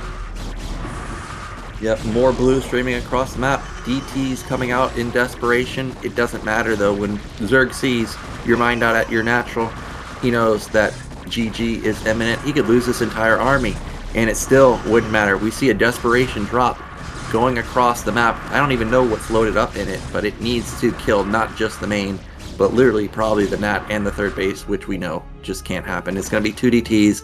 Sziky's already set up for it, though, and we are just moments away from Sziky taking this series. Yeah, so Hydralisks engaging right there. It looks like they're going to back up, regroup up some Zerglings. So this is kind of like those final moment thoughts of like, hey, at least got this. There's GG. Zockway putting up a pretty good fight in game 2, but Sziky too strong. And I think, once he I'm wondering if he had repositioned that army and just managed to sneak the Zealots through to the upper left, take out that hatchery and just sacrifice the Zealots and get the rest of the army back, it would have been a different scenario. But once that entire army was committed to the upper left and got wiped out, Sziky with the counterattack just able to overwhelm and take the game from there. Yeah, just too strong of the macro from Sziky. He was even in workers for the majority of the game, then really started to run away with it. But the move out, or the breakout from the lurker contain, went surprisingly better than I thought. And also after he knocked down the 4th base, it's like, wow, we might actually get 3 base or 4 base versus 4 base in a couple seconds. But a little bit of an overextension without the storm. Backfires, and Sziky takes the game. So no shocker there. It does set us up for Patak versus Sziky in the lower bracket. Both players will be moving on into the round of 16 in BSL15, so congrats to them. And it does give us something different. We've got PvP in the top side, and we've got ZVZ in the bottom side. We're all Terran in Europe as well. Like, you complain about the Terrans in North America, but yeah, it's so many strong Protoss and Zerg coming out of Europe. They killed each other, man. Like, Zero rigged the bracket, so it was Medino versus SPX. We got complaints about BSL, right to Zero and say, like, okay, we got to have the Terran split up, man, because you see, this just leaves us only Protoss versus Zerg. And you know what's funny is after the PvP and PvZ series, we're guaranteed PvZ losers bracket, guaranteed PvZ grand finals. Also, well, no, I guess actually that's not true. We could still have PvP grand finals. Rigging it so the Peruvian Terrans make their way through, but everybody else, biased towards the Peruvian Terrans. Anyway, I think that does it for us today, correct? Yeah, that's it. Those were our 3 matches, and that means that we will be back next week with our, I guess, loser bracket and grand finals. It's going to be Saturday and Sunday, and then we're also going to have the group draw. So you should definitely tune in there, find out who's going to be the winner of Europe, and also figure out who's going to be facing off versus each other in the round of 16. Yeah, it's looking exciting. I'm excited to see Dewalt and Bonyth back. I'm excited to see Sziky back. Patak, it'll be fun to see him in these finals. North America, we got Nyoken. You're one of the representatives there, so it'll be fun to see those matches. I'm excited for this season. I kind of like the new bracket style. Yeah, it is a unique format. Haven't seen this before, but I saw a lot of feedback and people liked it. I think it was a lot of games, in a shorter period of time, but overall the format was great. So of course we want to thank our sponsors for sponsoring the BSL. Of course, our main sponsor is OptiMonk. So thank you, OptiMonk, for supporting the BSL and continuing to support the BSL. And then of course we have our Patreon supporters too, which we have to thank. And at the $100 level, we have the one and only, it's Star Lover. $50 level, Anthony Chen, Martin Harsmar, Striker, and Zero Sum. $30 level, Robert Groot, Flizzardo 86, Cuz, and Tupacalypse. And at the $20 level, Nicholas Schuler, Christian Eddington, LML, Pump, Niantic, and Quark. And of course, we have several other lower tier Patreon supporters. Thank you so much for supporting the BSL. And remember, $10 support or above, you get all of the replays from BSL. So definitely consider becoming a Patreon supporter. And like you said, that's it for us today. Diggity, you have any final words before we get sent off? I guess the final words are, we saw the donators there. If you want to see more BSL moving forward, be sure to sign up on Patreon, be sure to subscribe, be sure to donate. And beyond that, it's been a blast. I love it when I can come in and commentate, especially a high level play like this. So yeah, glad to be here. Hope to be here casting in the near future. Yep, it's always fun casting with you, and especially fun when the games are great like they were today. But that's it for us today. We will see you next week. Remember, Saturday and Sunday, and then also group draw. So definitely tune in.